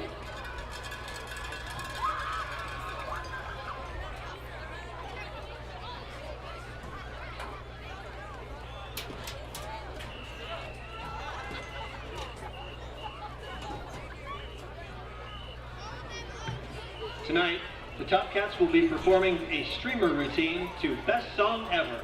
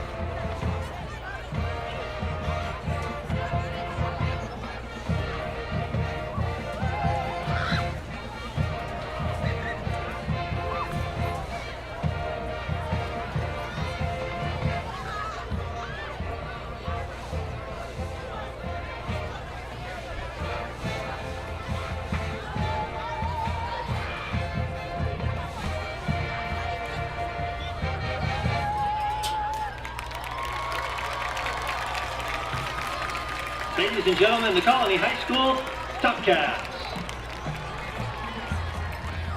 The Top Cats would like to thank their community sponsors, the Colony Roadrunners Club, ACT Construction, So Much Fun in Texas, the Colony Chiropractic, Tan Factory, and Papa John's in the Colony.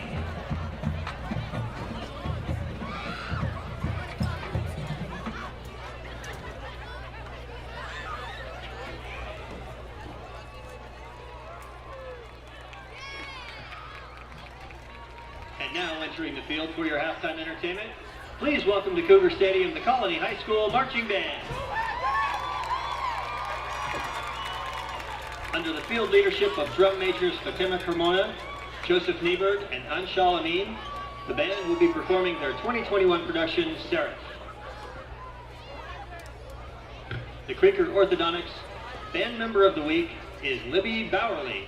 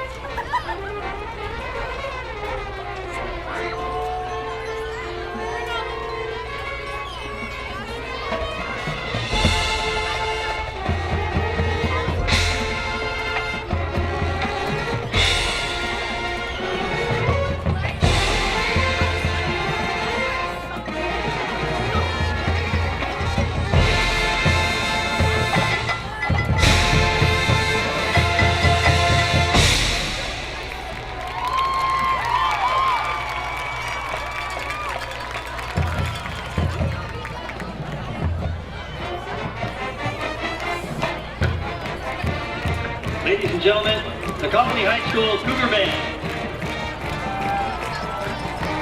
The Cougar Marching Band is under the direction of Michael Larkin, James Hopkins, Ian Tilley, and Jeff Bridges. Proud sponsors of the Cougar Band are Geico Insurance and Prager Orthodontics. The band would like to wish the very best to our friends and colleagues in the Lone Star Band with their appearance at the State Marching Contest in San Antonio. Please enjoy the second half, and once again, let's hear it for the Colony High School Band.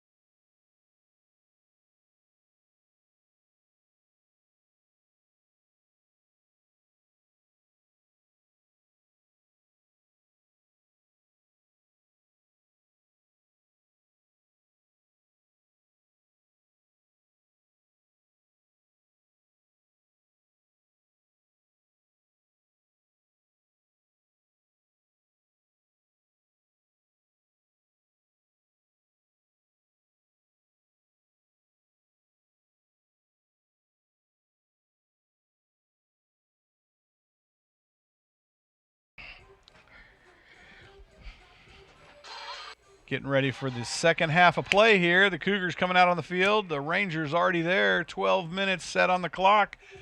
We're ready for the Cougars to kick this thing off to the Rangers. Garnett, I'm still stunned by how tall all these kids are. Yeah, It is just amazing. A lot taller than back when we played. I mean, their drill team walked out on the field and they were all tall. 6'4". Yeah, I know, right? What in the world?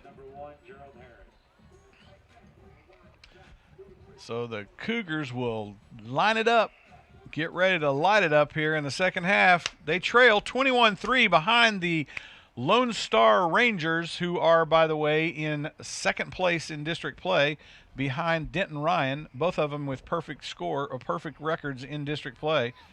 That will end next week when they both play each other. Kicks deep, and it'll be a touchback as the Rangers now come out 1st and 10 from their own 25. And again, next week, the Rangers will take on the Denton Ryan team from Denton, Texas for the first place spot in district.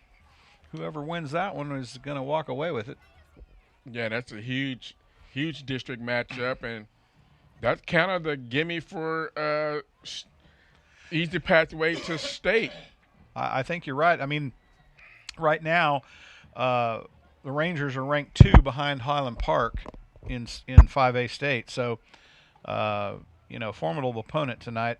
Cougars keeping them at 21 points in the first half is kind of incredible. But well, I mean, to be honest, Jeff, the Cougars' defense has shown sparks. They just haven't finished the plays. Well, I think the gap would be much less if they just make a few tackles. That's what I was just trying to get to. Yeah. They can be there. They just got to make the play. Just gotta step up and wrap up. Basically, is the key there. And so at some point you got to make the contact too. I mean, we're running right by the guy with the football. So the Cougars ready to light it up here in the second half. We'll see if they can close the gap here on this Ranger football team, land of the Giants out there. And I don't know what we're waiting on here. Looks like they're waiting for must be a TV timeout. A down marker maybe. What, are they missing one? You only got one. Looks like they lost the line, Judge, doing the yeah, they were looking for somebody to run that the chain gang. Yeah. Yeah, they lost it. So here we go. Chain handed the tailback. He off to the right side to the races, down the field, right up the middle of the field. Colony Cougars running with him like it's a track meet, and now bring him down at the Cougar 42-yard line, 44-yard line. That was a bad spot. And the Rangers off and running. Holy cow, they took 2 yards off that kid's run at the 45. 1st and 10. Rangers will take the snap. Roll out to his right, reversed out blind, and he's under pressure. He'll get the throw off, caught, and he'll run it down after the reception to, the 15 of the Colony Cougars, and the Rangers now trying to put a quick stamp on the Colony Cougars here in the second half, 11:40 to go, with only 30 seconds off the clock, already run nearly the length of the field here as the Rangers have now stepped on the accelerator, out to the flat to the left side, run out of bounds at the 10-yard line. And the Rangers now putting a bit of pressure here on the Colony Cougar defense.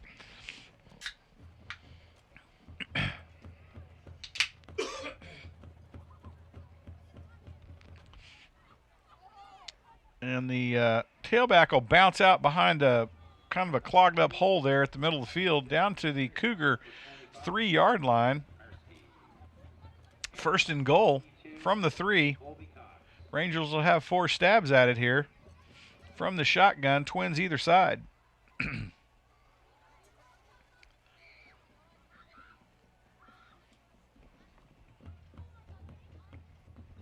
Out of the shotgun, they'll leave the tailback to the left of the quarterback.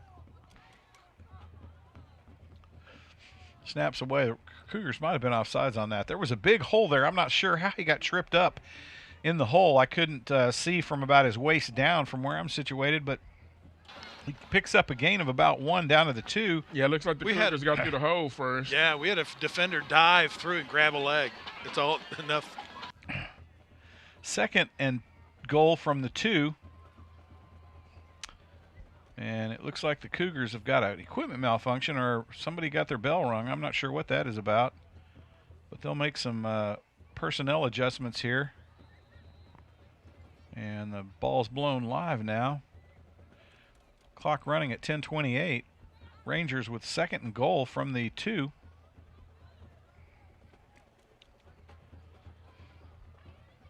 Snaps away. Quarterback will roll out to his right, looking in the end zone. He'll have to throw it away under pressure. And the Cougars hold the Ranger offense again. 3rd and goal from the 3-yard line. And the Rangers now, with 2 fairly aggressive plays by the Colony Cougar defense to hold the Rangers outside pay dirt on their first possession of the second half. He didn't have a receiver open on there. He was trying to buy some time. That's the sound that Joe was telling you about, that they play at the 3rd down of the games. Snaps away, and that'll be a tailback power right up the left side for a touchdown. Lone Star Rangers. And he went in unabated. Unabated. 27-3, your Cougars trail the Lone Star Rangers, as the Cougars had 2 great defensive stands in the first 2 downs there in that last stanza, but the Rangers proved to be just too much out on the outside and really kind of walked that one in. Setting up for the PAT now. 10:10 to go in the 3rd. Drive taking just under 2 minutes to complete. And the Rangers will put that PAT up and in. 28-3, your Colony Cougars trail the Lone Star Rangers. And we'll get ready for the kickoff back to the Cougars. Garnett, the Cougars really need to start to control the line of scrimmage, at least between the hash marks, and try to get those running backs freed up off the line of scrimmage. If they can break through, into L2, they've got a fighting chance of getting the ball downfield. Yeah, and that's what's been the problem, Jeff, is they haven't been able to get past the line of scrimmage. I mean, most of the tackles for Lone Star have been either at or behind the line of scrimmage. There was a few times in that first drive where they got the field goal where they were able to get the backs past the line of scrimmage. But since then, looks like Lone Star made a couple of adjustments there, and with their defensive scheme, and Cougars haven't been able to get past the line of scrimmage.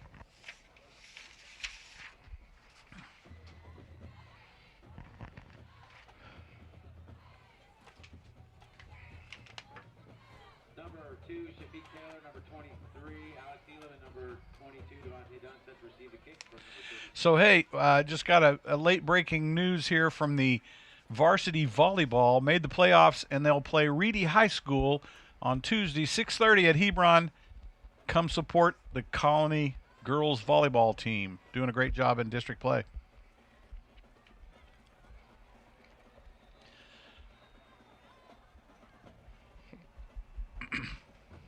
Number 11, Colony Cougars on the field now after the kickoff.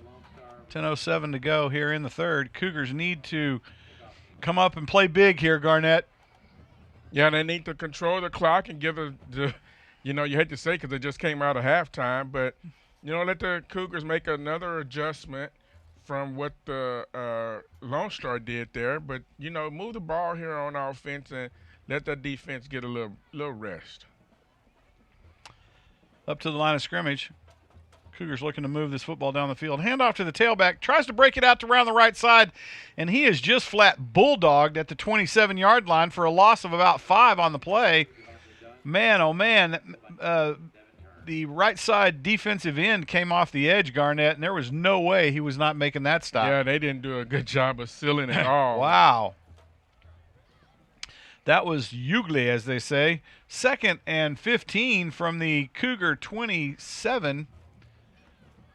And the Colony offense now needs to step it up here and move this football in a hole here on 2nd down. Snaps away. And the receiver's open downfield, thrown short. Did he intercept that ball or did he knock it down? Oh, he knocked it down. Yeah. Incomplete. It'll be 3rd and 15 from the same spot, as the ball might have been slightly underthrown to the receiver downfield about the 38-yard line of the Rangers, and the Ranger secondary made a great play to bat that one out of the reach of the receiver. Yeah, did just enough to think if he lays it out toward the sideline some, I think that receiver has a better chance to get that ball. Cougars up to the line of scrimmage, 3rd down. Snaps away, misdirection, and he's really kind of bottled up. Nobody fooled on the misdirection there. It'll be 4th and 15. Cougars will be likely forced to punt here on 4th down. 9 minutes to go in the quarter. In the quarter, the Cougars will go 3 and out, as it seems like a different Ranger team has showed up for the second half of this ball game.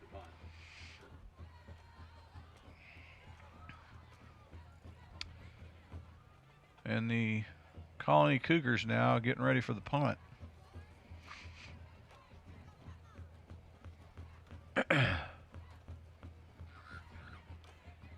Snaps away, a little off to the left, and Lopez. Oh, and it's blocked. And they're going to get a big ringy-dangy foul on that as they clobbered the punter. And that's going to be, hopefully, a personal foul. I don't know if the punt was blocked or if it's going to be a roughing. Well, I think there were 3 players from the Lone Star team back there. One blocked it, but the one that hit him did not block the ball. You got to touch the football if you want to touch the punter. And the problem was they had too many guys back there. Yeah. I think they kind of bumped each other into the punter. Yeah. Worked out good for the Colony Cougars. That's what I was thinking. Down. I was like, it looked like they hit him instead of hitting the ball. Well, the guy that was coming straight up the middle actually made the block, but the 2 coming from the sides are the ones that decimated the punter. So Cougars get a break, 1st and 10 from the 42. And why'd they drop another flag? Now they got another flag here. Looks like they're talking smack, and I think they got another flag from another the Rangers. Unsportsmanlike conduct? Yep, in the huddle. And the Rangers are going to get an unsportsmanlike conduct, it looks like, another 15-yarder.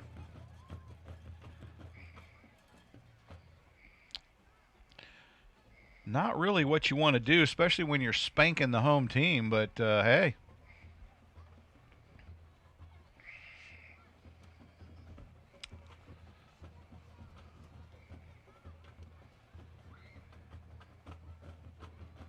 It looks like he ran up the field. They're trying to catch the number.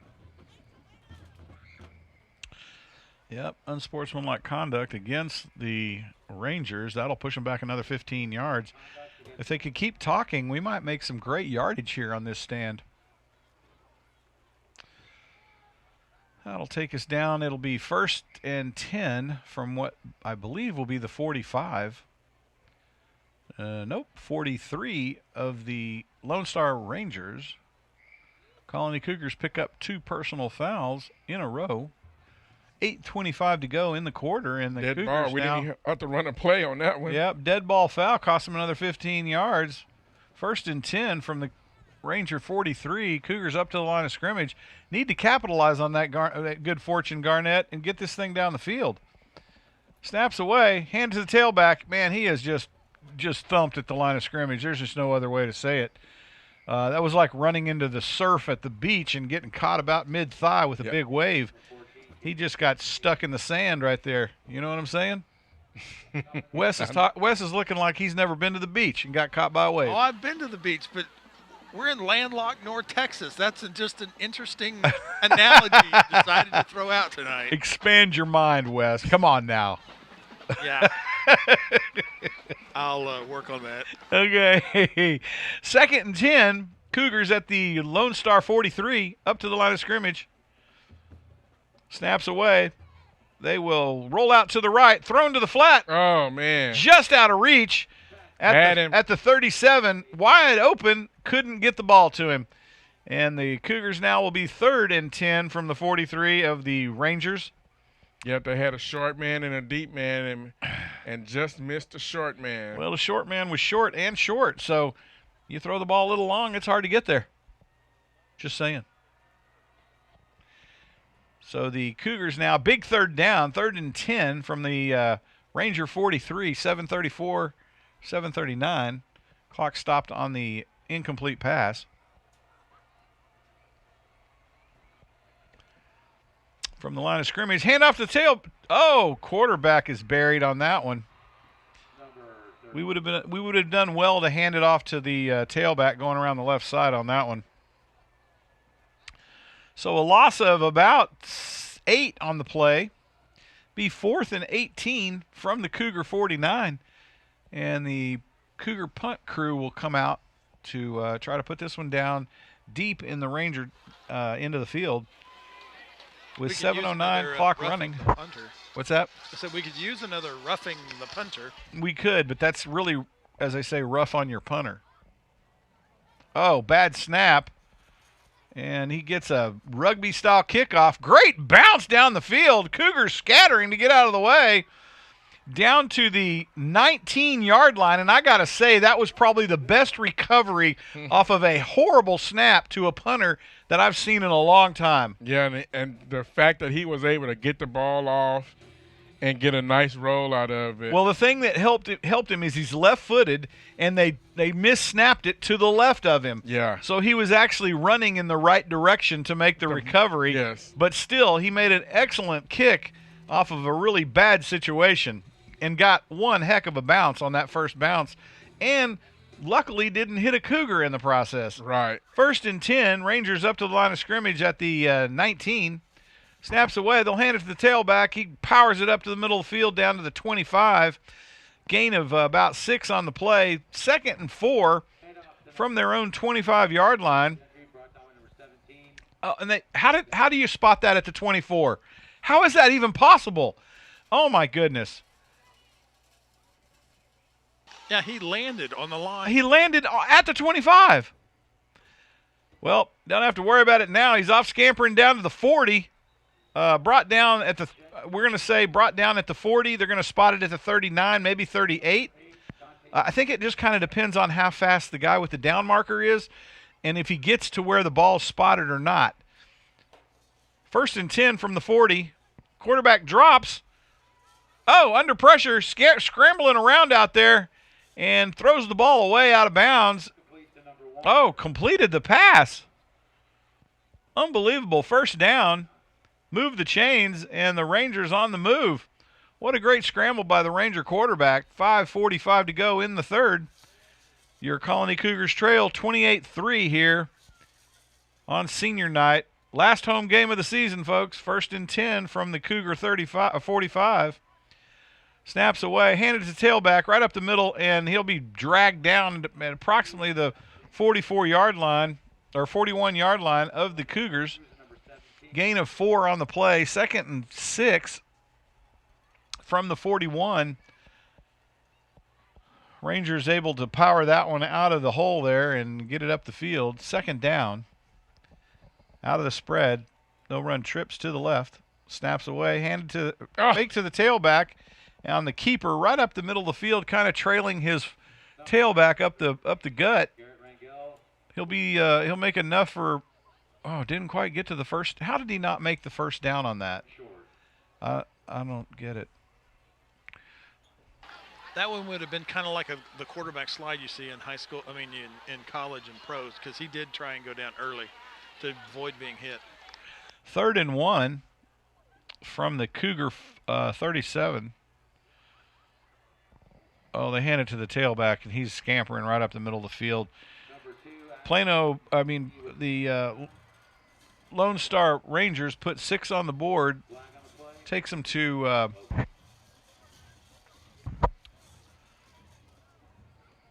nope. Looks like we're going to get a personal foul on the Cougars after the play is over with. So there's going to be quarterback and one of the Cougars got into it. Well, the Cougar grabbed his leg after he handed the football off, and I don't think the quarterback liked that too much. So they probably exchanged words out there, and of course, you know, the last guy at the party is always the one that gets rung up. So Yeah. therein lies your problem. 4:39 to go in the third, and the Rangers now up 34-3 over your Colony Cougars, up for the PAT.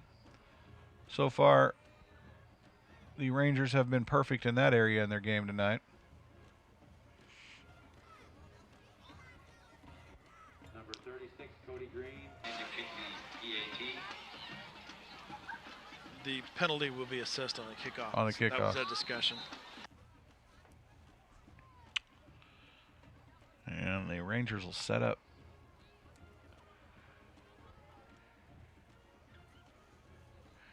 Snaps back, holds good. Kick is up and good.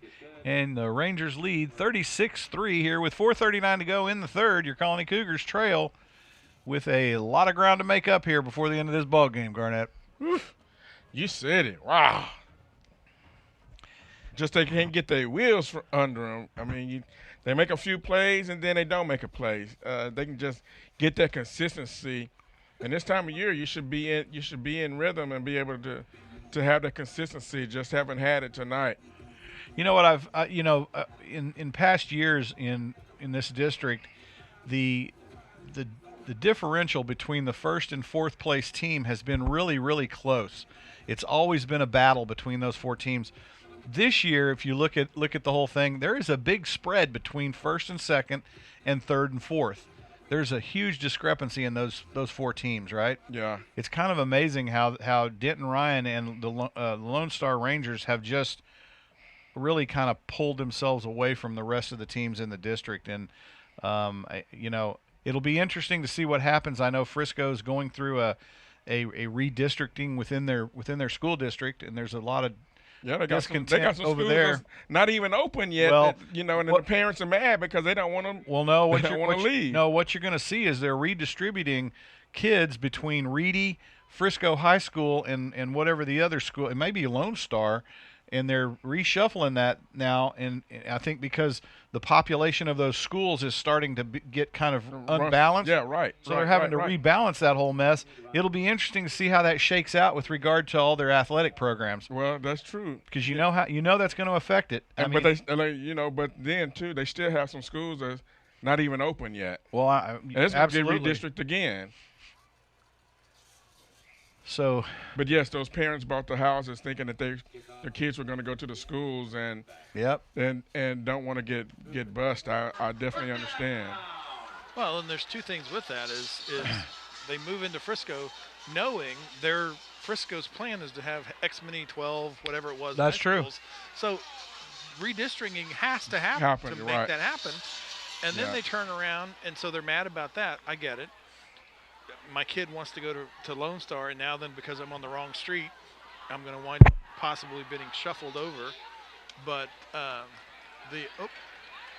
goodness. We lost the ball. Popped up, but we can recover. Cougars continue to struggle here in the third quarter with 4:28 to go. Loss of about 5 on the play. It'll be 2nd and 15. From the Cougar 20. Cougars now really struggling here in the third quarter. 4:07 left in the third. Cougars will check up here in a Wildcat right power formation. Going to snap this one out of the shotgun.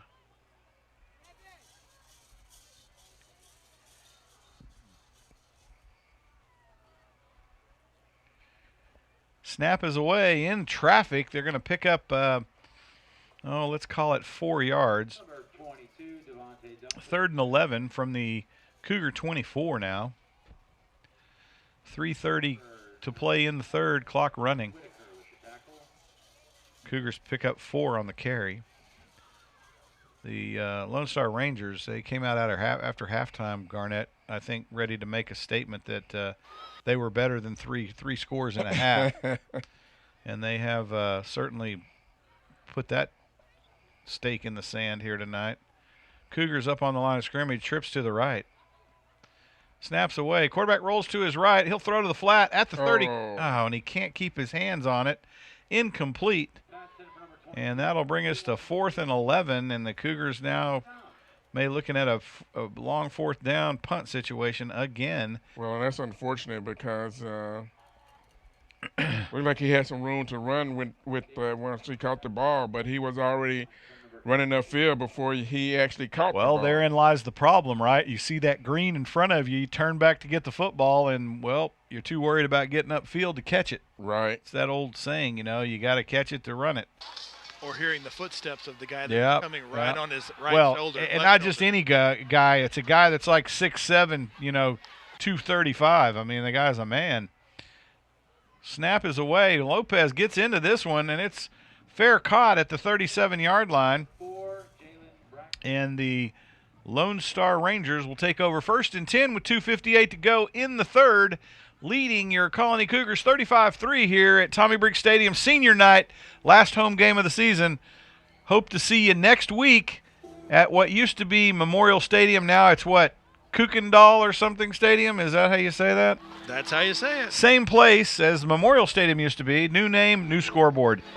Come on out and support the kids in the last district game. It's a big one, folks. It's a must-win to stay alive for the playoffs. Oh, and the Cougars likely going to get rung up on that one for an encroachment call, and the Lone Star Rangers will get a free play on that one. Made the most of it, though. Got it down to the 43-yard line of the Rangers. Pick up a 7 on the play.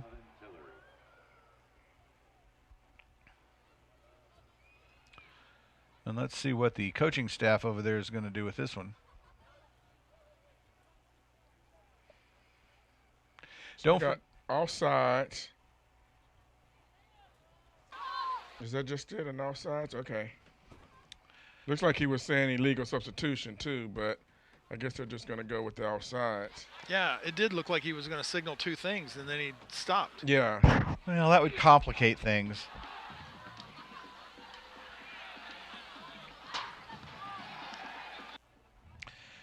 They'll wave off the penalty, and no, they took it. So they took it back 2 yards.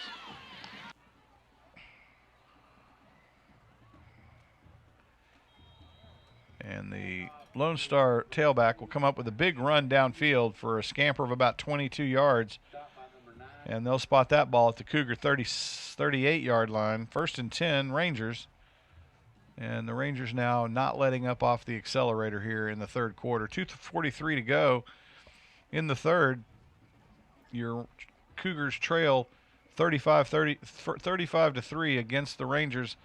Quarterback reverses out. Oh, my goodness. Running upfield at will. He'll slide at the what looks to be the 24-yard line. Enough for the first down. They'll move the chains. Rangers on the move here as the quarterback scrambles out to his left. Everybody covered, and it's a keeper around the left side for quite a few yards. And now they'll... Looks like they got illegal formation. Yep. False start, I think, wasn't it?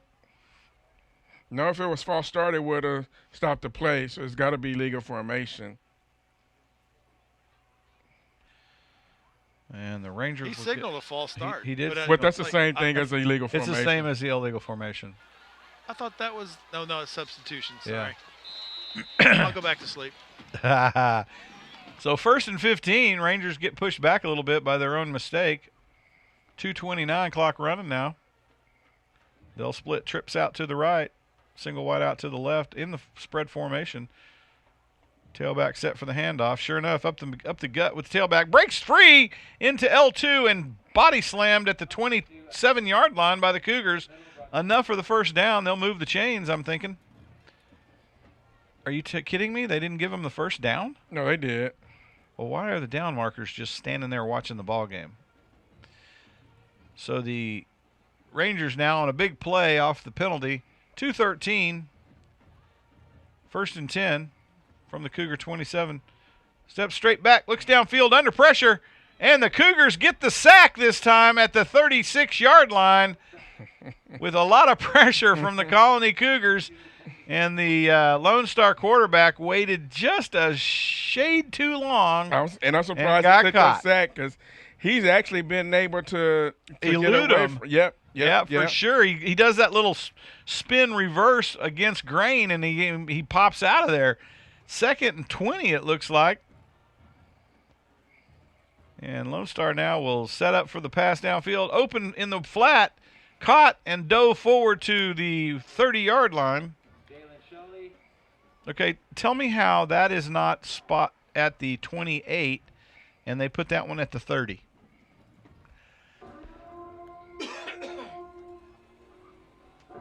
Lone Star picks up 7 on the pass. 3rd and 13, or 3rd and 12 now. No, 3rd and 13, I'm thinking. That noise is clearly not helping. What is that noise? They play it on 3rd down when they have a 3rd down.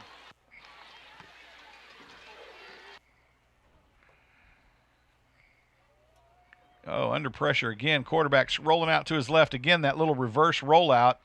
And, man, he's going to run that one all the way down to the 13 of the Colony Cougars. Picks up the first down. And it'll be 1st and 10 from the Colony 13. 49 seconds to go in the quarter. And the Rangers on the move. Man, they have controlled the ball this quarter, Garnett. This half. Oh, we're still in the 3rd quarter? Still in the 3rd quarter. Oh, man. It just feels like we played 2 quarters of football. I was thinking we were in the 4th quarter. Oh, timing pass to the corner. Did he catch it? Nope, incomplete. How did that only run 4 seconds off the clock? Our clock guy is sleeping over there, I'm thinking. 2nd and 10 from the 13. Rangers waiting for the play call. They'll set up here. 45 seconds to go in the 3rd. I guess none of the officials noticed. Took his helmet off, and they're not making him leave. Put it back on. Yeah. So a confirmation that the referees are engaged in this ball game. Thrown to the flat. Big block on the edge. Oh, we're going to get a flag. Yep, you're going to get a hold in on the outside receiver.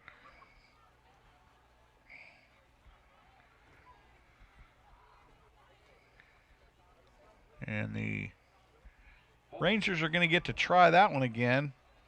They'll pick up the holding call, spot foul.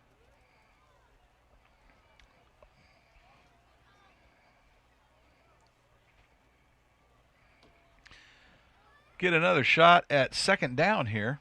2nd and 15.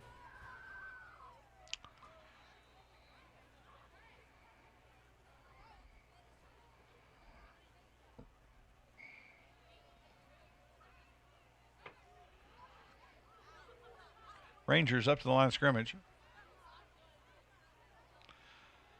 Looks to his right. Oh, and he is. Did he get the ball off? Sure. Finally. Oh, and we're going to get rung up for a personal foul, roughing the passer. No, that wasn't roughing the passer. Was it going to be just a straight-up personal foul? Because he tackled him. I know, but then he jumped on him after the fact. Yeah, they're going to do unnecessary roughness. Unnecessary roughness on the quarterback. No, the kid wouldn't let him go. He was trying to just get up. I'm telling you. That's just horse. Oh, wow. Told you. They're going to ring the Colony up on a personal foul. Rangel's not a happy camper. He shouldn't be a happy camper. Well, my grade on these officials wouldn't be very good tonight if I was to grade them.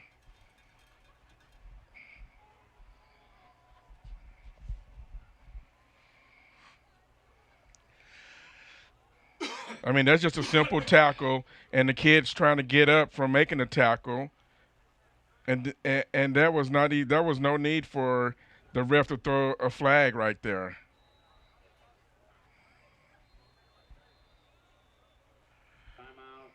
Now, if we was in Frisco, we'd call that a homer call.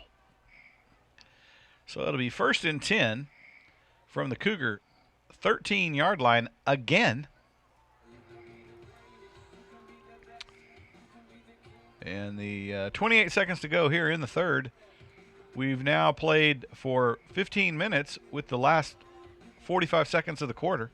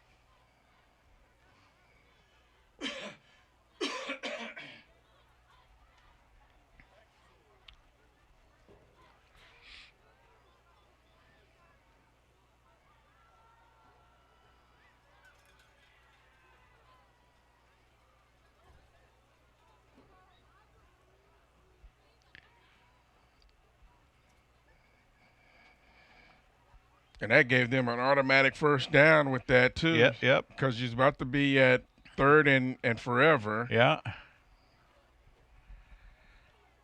Rangers take the snap. Straight back, drop. Oh, caught by the big tight end, and he'll walk that one in for 6. As the quarterback under pressure there, but was able to get the ball off to his big 9-foot-tall tight end, consuming 7 seconds off the clock. Again, the longest quarter in football history now.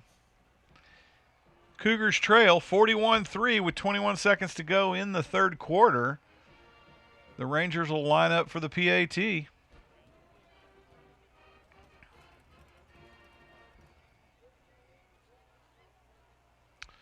Kick is up and good, making the score 42-3. Your Cougars trail here with 21 seconds to go in the third.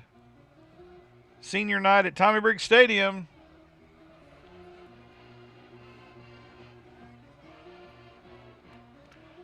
And the Cougars now will try to collect things up here and get ready for the next offensive stand against the Rangers defense here, unable to move the ball consistently in the third quarter here tonight. Struggling at the line of scrimmage and consequently making it difficult for the running back core. And the refs aren't doing them any solids either. I mean, but you got to have a little tenacity. You got to have a little oomph. Go out there and want it. If the refs are against you, you got to go get it.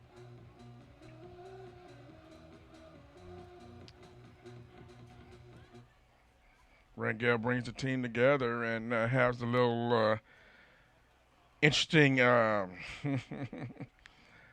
discussion. I think that discussion was one-sided. So we'll see what kind of inspirational words he gave them and see how the rest of this game progresses.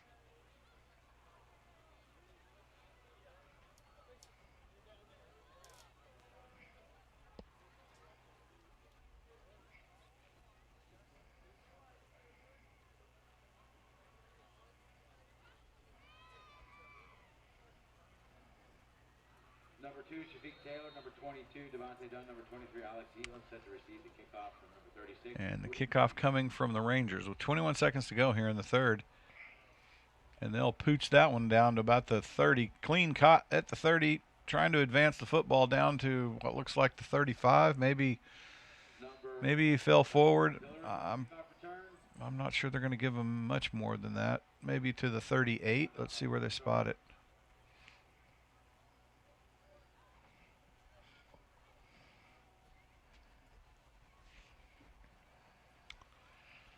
So your Cougars get 1st and 10 from their own 38-yard line. Garnett, did you give up on our growl for first down? Oh my goodness, I'm sorry. We don't get very many of them tonight. Come on. And Cougars up to the line of scrimmage, ready to go. Snaps away, hand off to the big tailback around the right side. He's bottled up at the line of scrimmage and a drop for a loss of about 4 on the carry.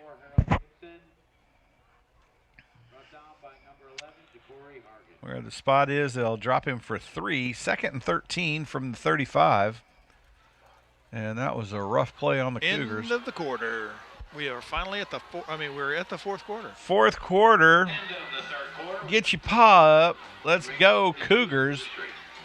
As the Colony Cougars now with a big task ahead of them, Garnett. Low on downs, behind on the chains. Well, got a couple of tough plays coming up here.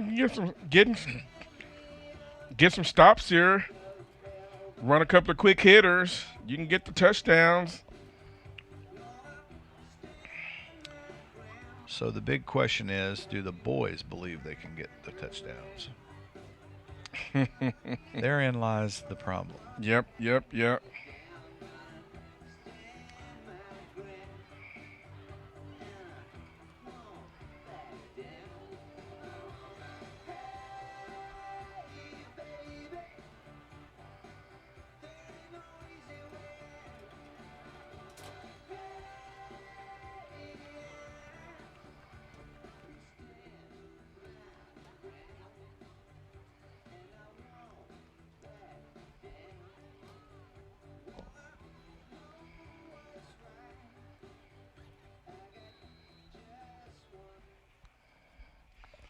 Up on the ball now. Cougars ready to go. Oh. Snaps away. Got a false start. Got away with it. And they'll power this one down for a carry of about 5-6 yards on the play. I don't know what that was. It's like half the line moved, and that was a running start. Somebody either that or they were a little slow with the camp, but they let it go because the ball actually moved. 3rd and 7 from their own 41. Do what? Sympathy. I guess so. Not moving the ball much. So I think that what I've noticed is with this music playing, the DJ playing all the time, is the bands don't play much.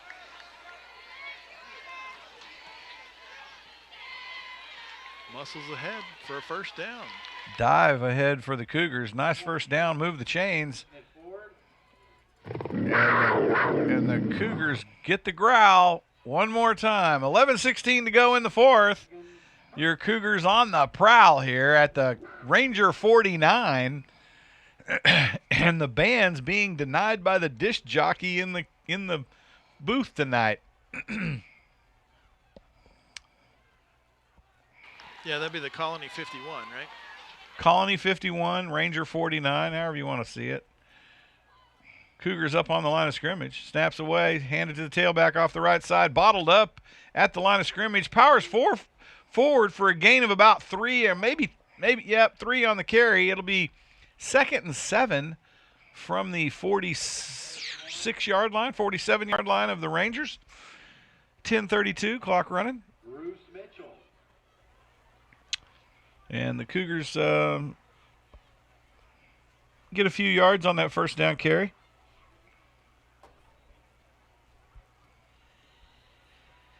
I'm thinking at this stage of the game, Garnett, it's not really ball control that you want. You want to score as quickly as possible. But you want to keep the kids healthy.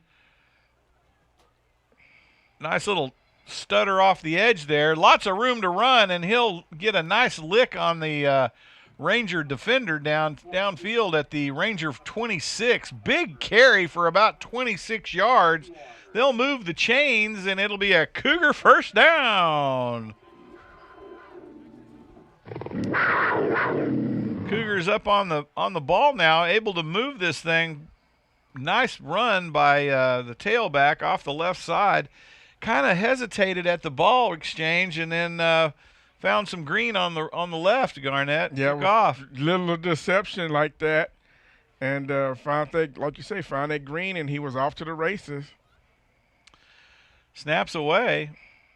It's kind of dive up the middle there. Gain of about 2 on the carry.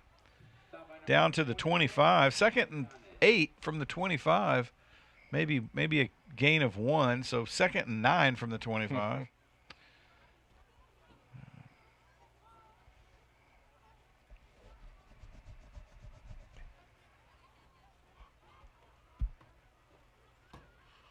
.9:05 to go in the contest. Clock running here. Cougars up to the line of scrimmage here. Snaps away. Hand to the tailback. Kind of a delayed handoff. Picks up about 3 or 4 on the carry. Inside handoff number 22, Devontae Dunn. Stop on the Lone Star defense. Dunn will pick up 3 on the carry. Down to the Lone Star 22. 3rd and 6, it looks like.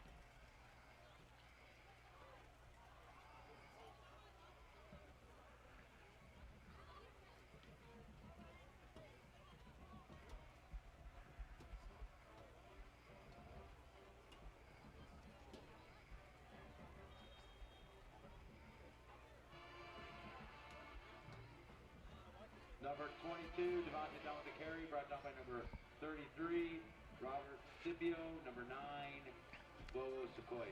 3rd and 6 from the 22. Cougars struggling now a little bit here.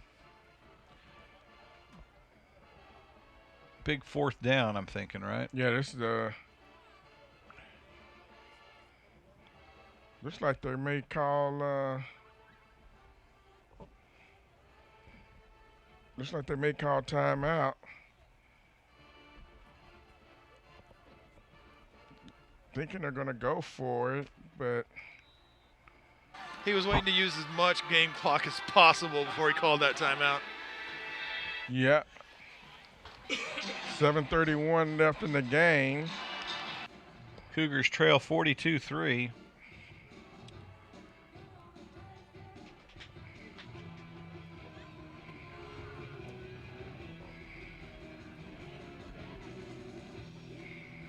Reminder that the girls volleyball team makes the playoffs. Big news. Congratulations to the women's volleyball varsity team in district play. They'll be facing off first round, it sounds like, Thursday night, 6:30 at Hebron High School. If you got nothing else to do Thursday, come out and support the volleyball team. Is it Tuesday? Tuesday, Thursday. Check the school calendar. Nevertheless, made the playoffs. Big news for the varsity girls volleyball team. Congratulations.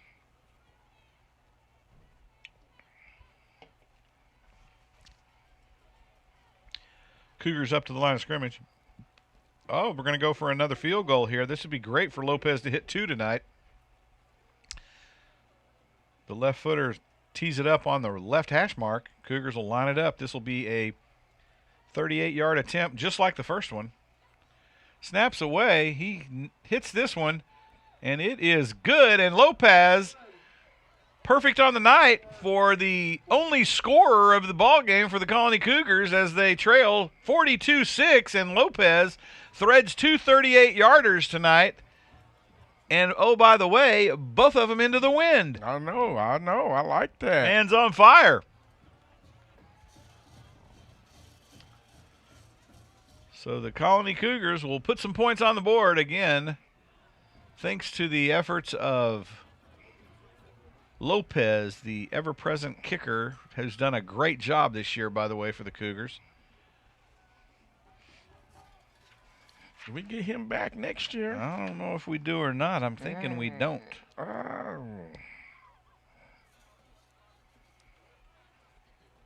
Edwin Lopez is a junior. We get him back. Oh, yeah. He'll be a returner next year. Well, and that was my other point with Frisco is their goal is to never have a school bigger than 5A. That's why they keep having so many schools, because they want to basically have them all 5A or below. They don't want a 6A school.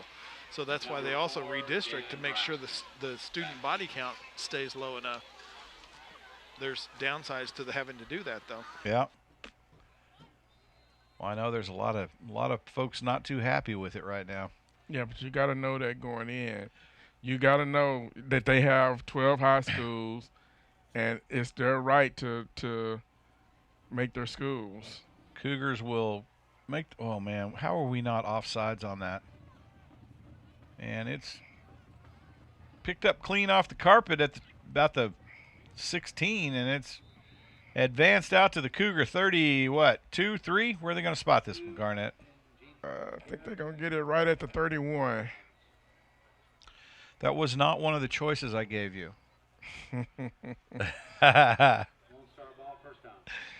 So Lone Star will have 1st and 10. And they're going to spot it at the 34.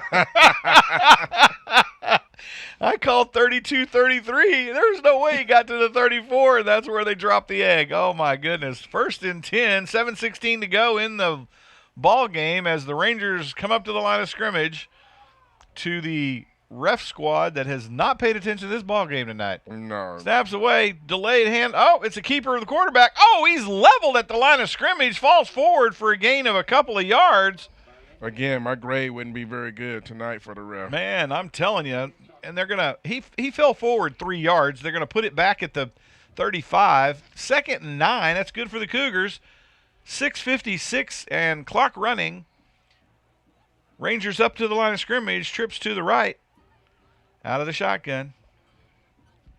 Snaps away. They'll hand it to the tailback. He's got a little bit of blocking on the line. They must have made some adjustments up there for the Rangers, and that'll bring him down 3rd and 5 from the Ranger 39-yard line. 6:32 clock running, and the Rangers now running the ball to let this clock run. They'll come up to the spread offense. They've been pretty sharp tonight on the offensive side of the football, although the Colony Cougar defense has certainly given them a few challenges here. Snaps away, thrown to the flat, caught, and he'll be, bulldogged at the 40-yard line.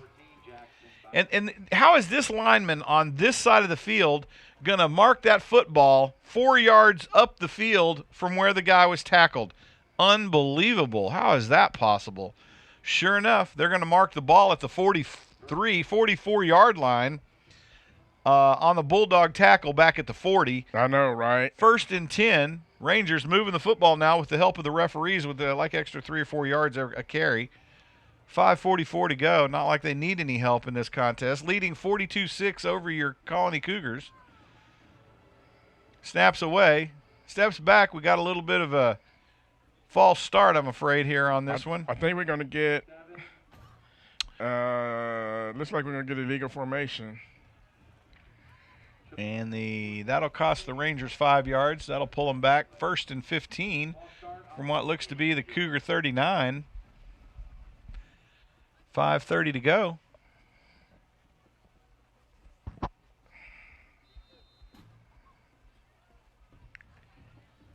And the Rangers up to the line of scrimmage. Trips to the right. And it's a call to the tailback again as he'll power it forward up to the original line of start. Nope, didn't quite make it. A carry of about 4 on that one, and it'll be 2nd and 12 from the 42-yard line of the Rangers. Colony Cougar defense had a good stop on that one, Garnett. Yeah, they did. Got a little penetration into the backfield. Looked a little chaotic. They were kind of running around there before the play, but made a great stop. Snaps away. Pass to the flat again with that blocker leading the way, and he's tackled at just short of midfield. And the near side referee again marks it. I think he took a yard away on that one. So they'll spot it at the 48-yard line. It'll be 3rd and 6 from that spot. And the this one is really going to be false start. We get a false start on the Rangers. That'll push them back to about the 43-yard line. Be 3rd and 10 from that spot for 3rd and 11. And you got to love it when the Rangers false start. Cougar defense, 4:09, 4:03, clock running here in the 4th quarter. Your Colony Cougars trail 42-6 behind the Lone Star Rangers. I think we're going to get an encroachment on this one, free yeah, play. I think the Colony and I think the ball bounced off the receiver that fell, and then the next receiver caught it. Fell on the next one.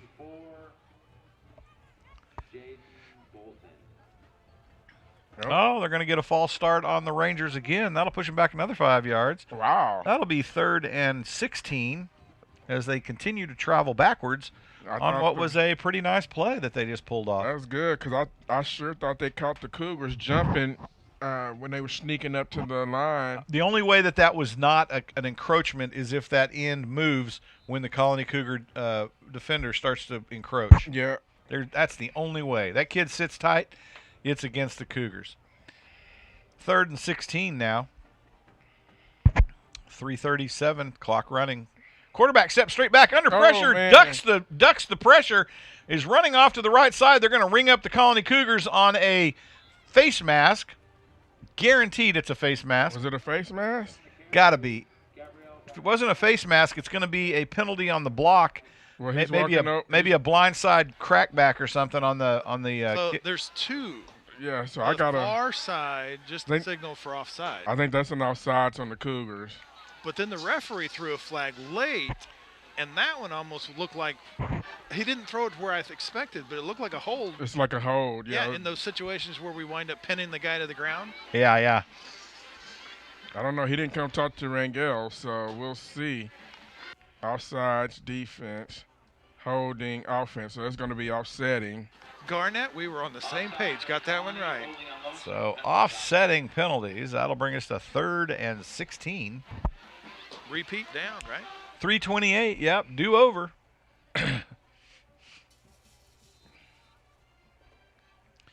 Rangers still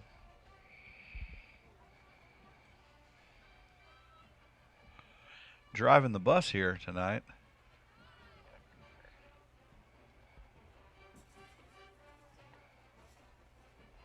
Out of the shotgun, trips to the right.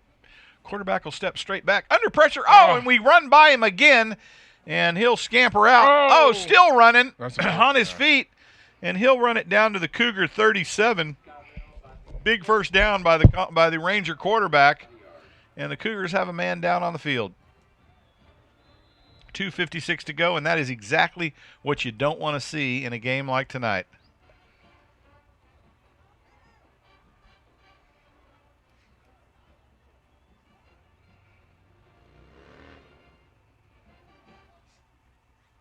Man, the defense once again has the Rangers pinned deep, and they let the quarterback scamper out around them. Unbelievable. Yeah, that's just poor. What do you call it? Not flow to the ball, but angles to the ball. Just the bad angles to the ball, and then letting them, and then it's just a scramble drill after that.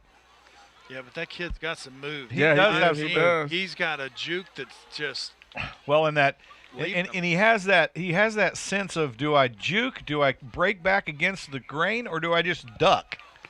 And he's done all three of those things really effectively tonight to get out of harm's grasp. I mean, it's pretty uncanny how he slipped by the defenders. This is a different quarterback. They've changed quarterbacks. 2:56 to play in the ball game. Changed running backs earlier in the quarter. Yeah. And so now. Well, both quarterbacks though are very evasive in terms of getting out of harm's way. 2:55 clock running now, out of the shotgun, and this outside receiver looks like he's offsides. Oh, another arm tackle to the tailback, but he's off and scampering. Breaks I don't know how many tackles, and he'll take that one in for 6 points as the Rangers late in the fourth quarter, 2:39 to play, score another 6 points against your Colony Cougars. That'll take them to 48-6 here late in the ball game with 2:39 to play as the Rangers now start to add insult to injury here late in the ball game. And your Colony Cougars now trying to figure out how to get out of this one with with not a lot of damage and collateral loss here before the end of the ball game.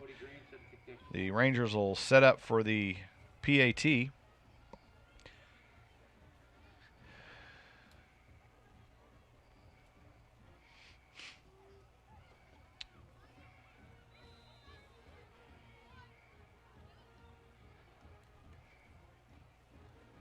Flag on Lone Star, delay of game. And the Lone Star Rangers will get tagged with a delay of game. That'll cost them 5, push them back. It looks like they were late. Somebody forgot that they were on special teams. And they'll have a longer than usual PAT attempt here, a 20-yarder, 25-yarder.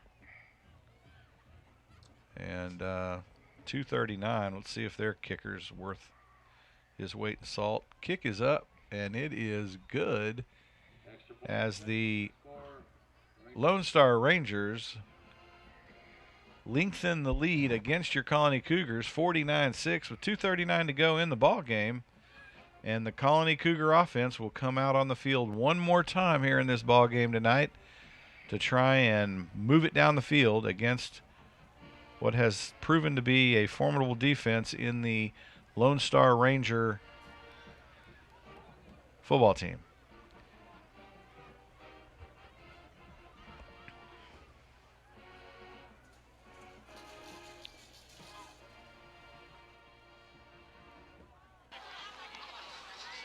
I was looking at the stats on Max Preps, and they have now the Rangers have now matched their points average per game. Nice. So your Colony Cougars now ready to take the kickoff from the Rangers. 2:39 to go in the ball game, trailing 49-6. We knew tonight was going to be a struggle. Yeah, we did. I think there were some bright spots on defense. Once again, the offense is able to move the football, when they get the push off the front line. And, it's just a matter of consistency. Fair caught at the 31-yard line, or 36-yard line. The Cougars will take over 1st and 10 with 2:39 to go on the clock. And at the end of the day, the defense had some great plays tonight, Garnett. And down the stretch, in both halves, really, they just missed a few key tackles that could have really turned the tide on this ball game. Changed the game, yep. And I'm not saying that the Rangers still wouldn't come back and put some points on the board, but it certainly does something to the morale of your football team when you miss some tackles that really should have been made, right? It does, and just like we said, coming out, before they scored that touchdown right after halftime, you had a wide-open shot at the quarterback. Gain of 1 on the carry off the right side guard. They had 4th down and 13. By the tailback. That would have changed that right there would have lit up the whole crowd. No doubt about it. 2nd and 9 from the Cougar 36, let's call it 37 to be generous. 2:04 clock running. Cougars trying to move the chains here one more time to not let the Rangers have the football back. It'll be handed to the tailback. Oh, he breaks through the line down to the 45-yard line. Might have made the line to gain. Nope. The near side lineman's going to mark it back at the 45. It'll be 3rd and 1 from the spot. Nice break on the run there as he makes it through the line of scrimmage with a pretty nice hole. 1:34 clock running, and picks up 9 yards on the scamper. And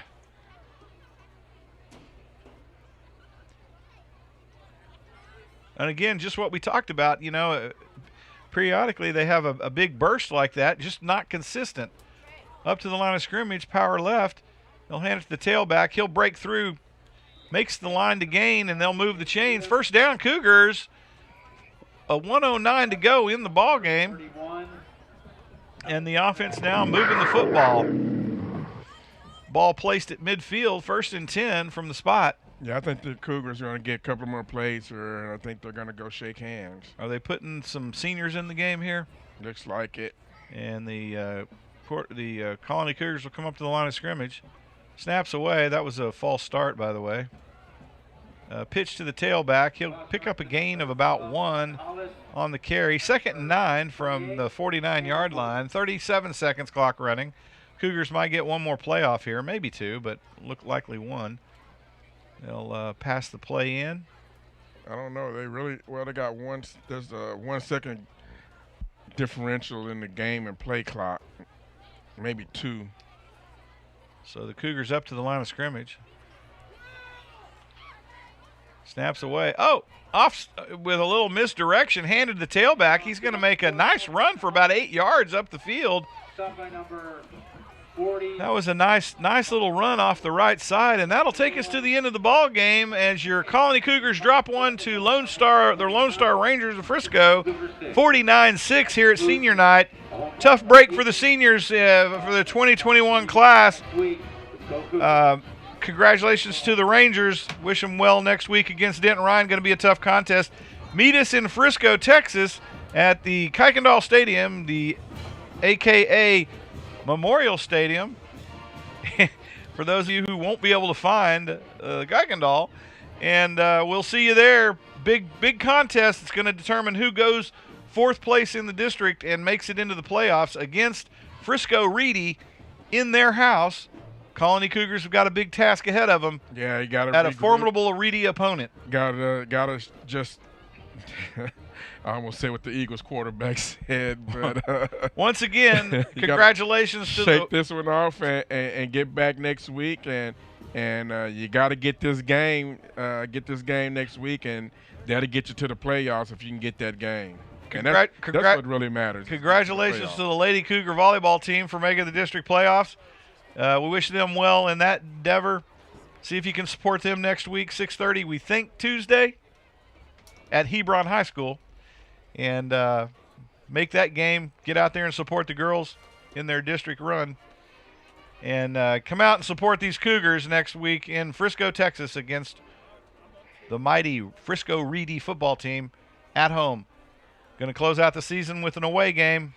Come support your team.